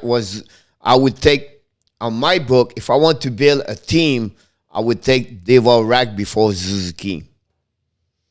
At that moment, right now, tonight, I take Dvorak before Suzuki. Because Suzuki is going to piss me off, and I'm going to bench him. Because he cannot play on the defensive side, and he does not back check.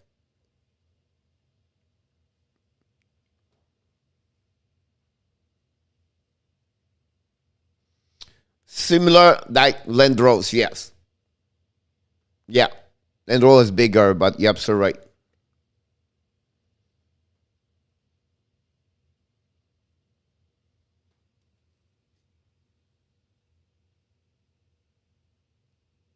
Yes, that bunny. Yeah. Does it make sense? Like, those kind of players like Zuski need to learn the both ways. I think Matthews is better today. It was 3 years ago because he learned the two ways, and those kind of development take time. Yeah, Tap.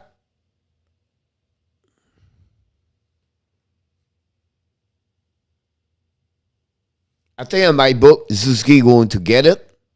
I think Dvorak will be really close.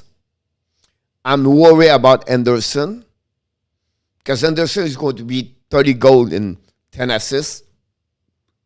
Toffoli can do it. Gallagher, I'm not sure. The potential is there, but I will say to you, for my book, 5 of them can do that. And I will say to you, another time I'm going to surprise everybody. The one's going to be easier to get 50 points before other is Jonathan Drouin. Because he got a lot of assists. So, Zuski and Drouin are my 2 easy pick over there. Did Lafleur play both ways on the ice? That's a great question about that one there. Hi, Dan. Yes, but not as a two-way player. So what do you mean, Coach? But he was not a kind of player play both ways. Yeah, that. You know what I mean? Like, if he does, like you suppose he's going to do. But again, the one guy did not have a lot of the season of 50 points. No, Hoffman. I would say to you, 25 goal, 20 point. Yeah, I think I think I'm hard on you right now, Gator. I understand what you tried to tell me, but I would give him more 40, 45 point. And I think the goal could be better to 25 to 30 goal, honestly, Gator. Yes, Matt.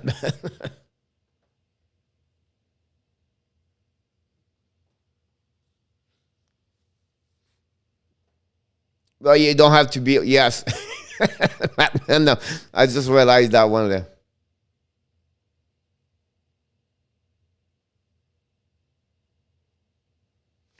I was going, so it's funny you said that. I was going to tell you that. It's funny, I was going to tell you, you know what?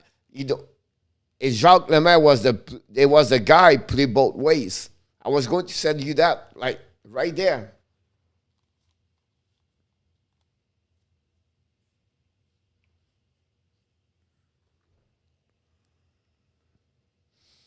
Who I was going to check.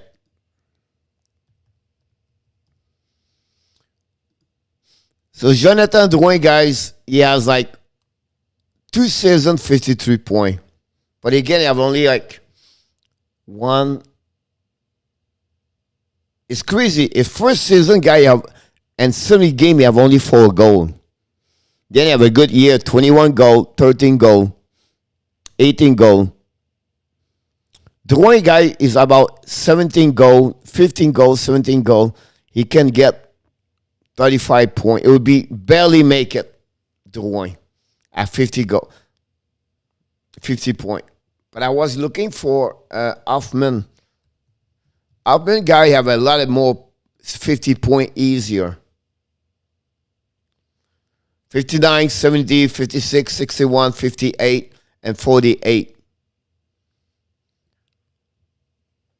Surprisingly, Getter, Hoffman guy got a lot of assists. He have always more assists to goal most of the time. The one he have 36 goal, he have 34 assists. He's minus 24. Yes, love Bunny. But again, you have more chance to get 50 points now because you have a lot of potential around him to score a goal, right?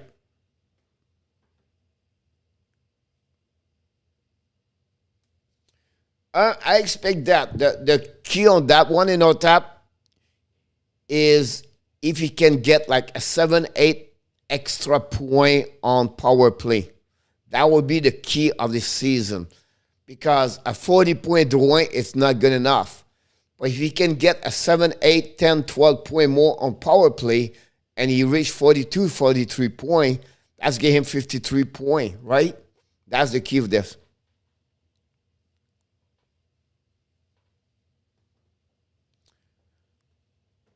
Yeah. Well, I think, Ronnie, between you and me is the salary of Bergevin. um, It's funny, Gator, you mentioned this. I don't see this there. I see him more as a second line with Dvorak right now on my book. And I would not be surprised sometimes they use him with Hoffman and Caulfield. What? Yeah. I think they will move back sometime to Foley on the right side over there. And they will give Hoffman to play with Caulfield and Zuski. Because right now, Zuski can use both ways. And Zuski with Hoffman can score 30 goals with Zuski.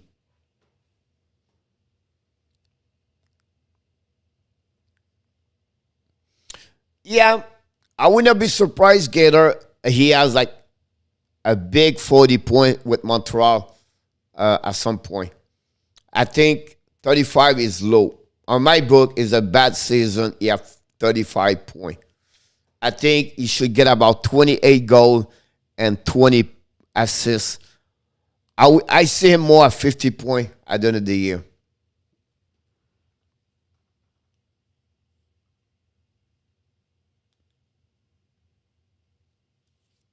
In our top, it will depend where the Montreal Canadiens are at that moment. At that trade deadline, I think you have Drouin, Chariot at the trade deadline. Or the two potential would be around maybe a Lekonen, or maybe one over there could be at some point. Maybe Mike Hoffman if someone wants someone like him.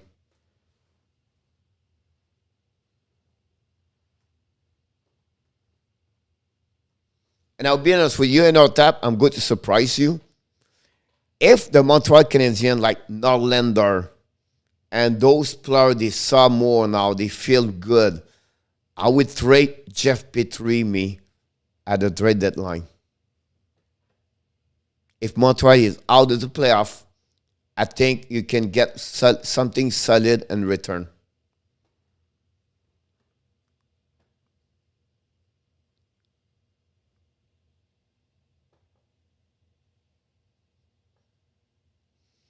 Yes, Gator, I agree with you. I think he's a regular guy, score 25 goals per year.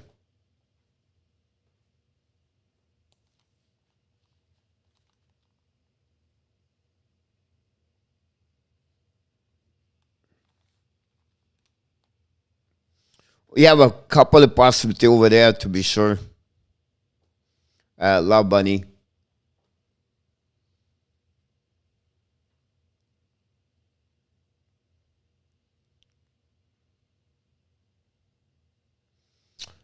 Um, yes, Ronnie, for sure. It's easy here to talk about this. Eagle Frank in the house. Don't forget to click on the ice. 29, 28 now is 12-18. In our tap, you pass your bedtime. We keep in our tap out at his bedtime right now. In our tap, you should be in the bed at 11:30 tonight. Yes, Love Bunny.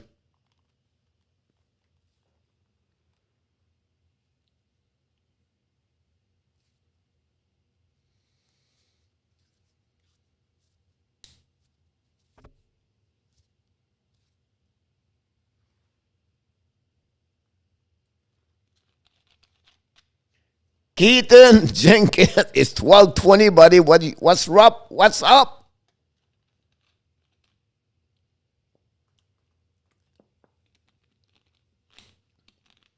Eagle and Keaton, don't forget to click on the likes. Guy, it's Monday night. We missed 1 likes to get 40. Can we get 40 likes a Monday night? Unbelievable. Good night, Mattman. Thanks for stop by, buddy.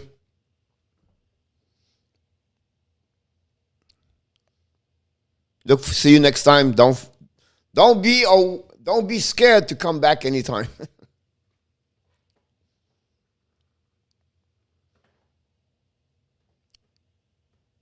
No. No.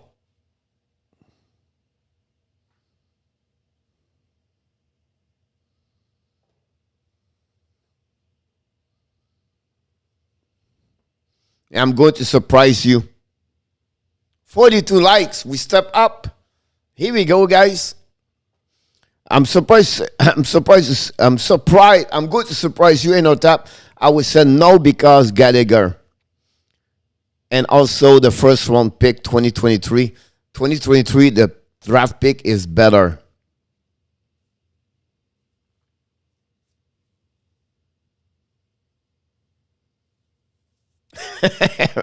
Ronnie. Thank you, Eagle. Awesome, Caden. I appreciate everybody. Eagle's not going Montreal. We don't need him anymore.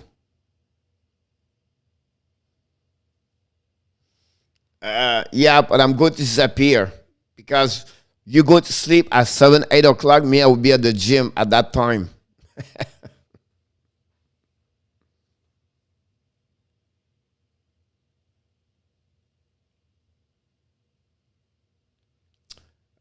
Yeah, 2022, 2023. Now I can go to bed in a tap.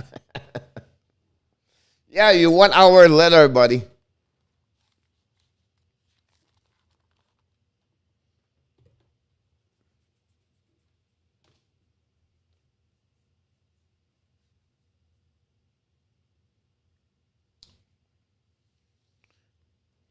Um, 2022 Eagle is great, but 2023 is also great. Because in 2023 you have Bedard, Menkov, Savoie, Chavinsky. Not Savoie's next year. No problem, tap. Always a pleasure, buddy. Talk to you. We need in our tap, honestly, only 25 more like you. Like, if we have like 25 more people like Ronnie and Johnny and those guys every day come here and talk like this, Love Bunny tonight, and, that would be so much fun.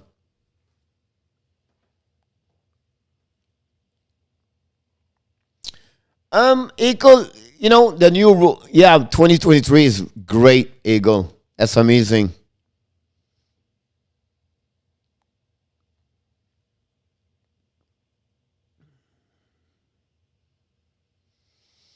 Yes, Dan, about Cole Caulfield.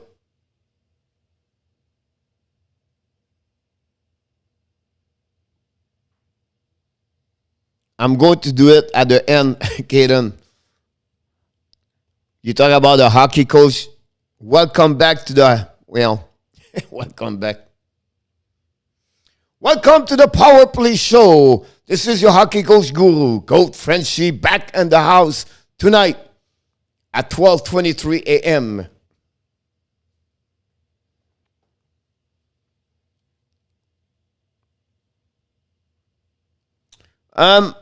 Look like Love Bunny is changing now for the COVID for next year, but let me know.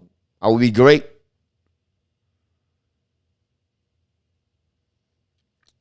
Yes, Eagle. You're absolutely right.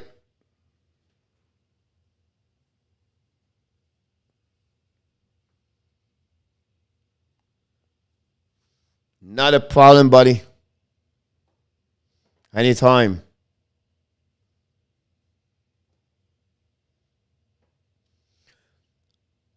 All right, guys. 12:24. We create 3 hour, 24 minute off season not during the season, and we're still alive. That's an amazing, great live stream tonight. 42 likes tonight. Unbelievable. You guys, you're amazing. You are awesome. You are amazing. Yes, Eagle, they changed again. And then this year, you're welcome, kid. This year, Eagle, you cannot jump over 3. So that's another crazy things now. So if you finish 5th, you cannot win it anymore. Have a good night, Love Bunny. Great job tonight, buddy. Yes, Eagle. You're welcome, Danny. Yes, Ronnie, I agree with you. No, Eagle. Don't expect you team. Yep. And you cannot win starting in 2022. For next year, you cannot win anymore for 5 years to select first anymore. So that's another rule. Have a great night, Ronnie. Yes, Danny, will see you tomorrow. No, I don't think so, Eagle. All right, guys, I wish you an amazing, great night because... You are awesome. Yes, you are. You are amazing. You are the best. And remember, you have greatness. Have an amazing, great night, everybody. It was a pleasure to have each one of you for another great show of the Power Play Show with your hockey coach guru. Have an amazing, great rest of the night. I will look forward to see you tomorrow night, 9 o'clock Eastern Time. Good night, everybody.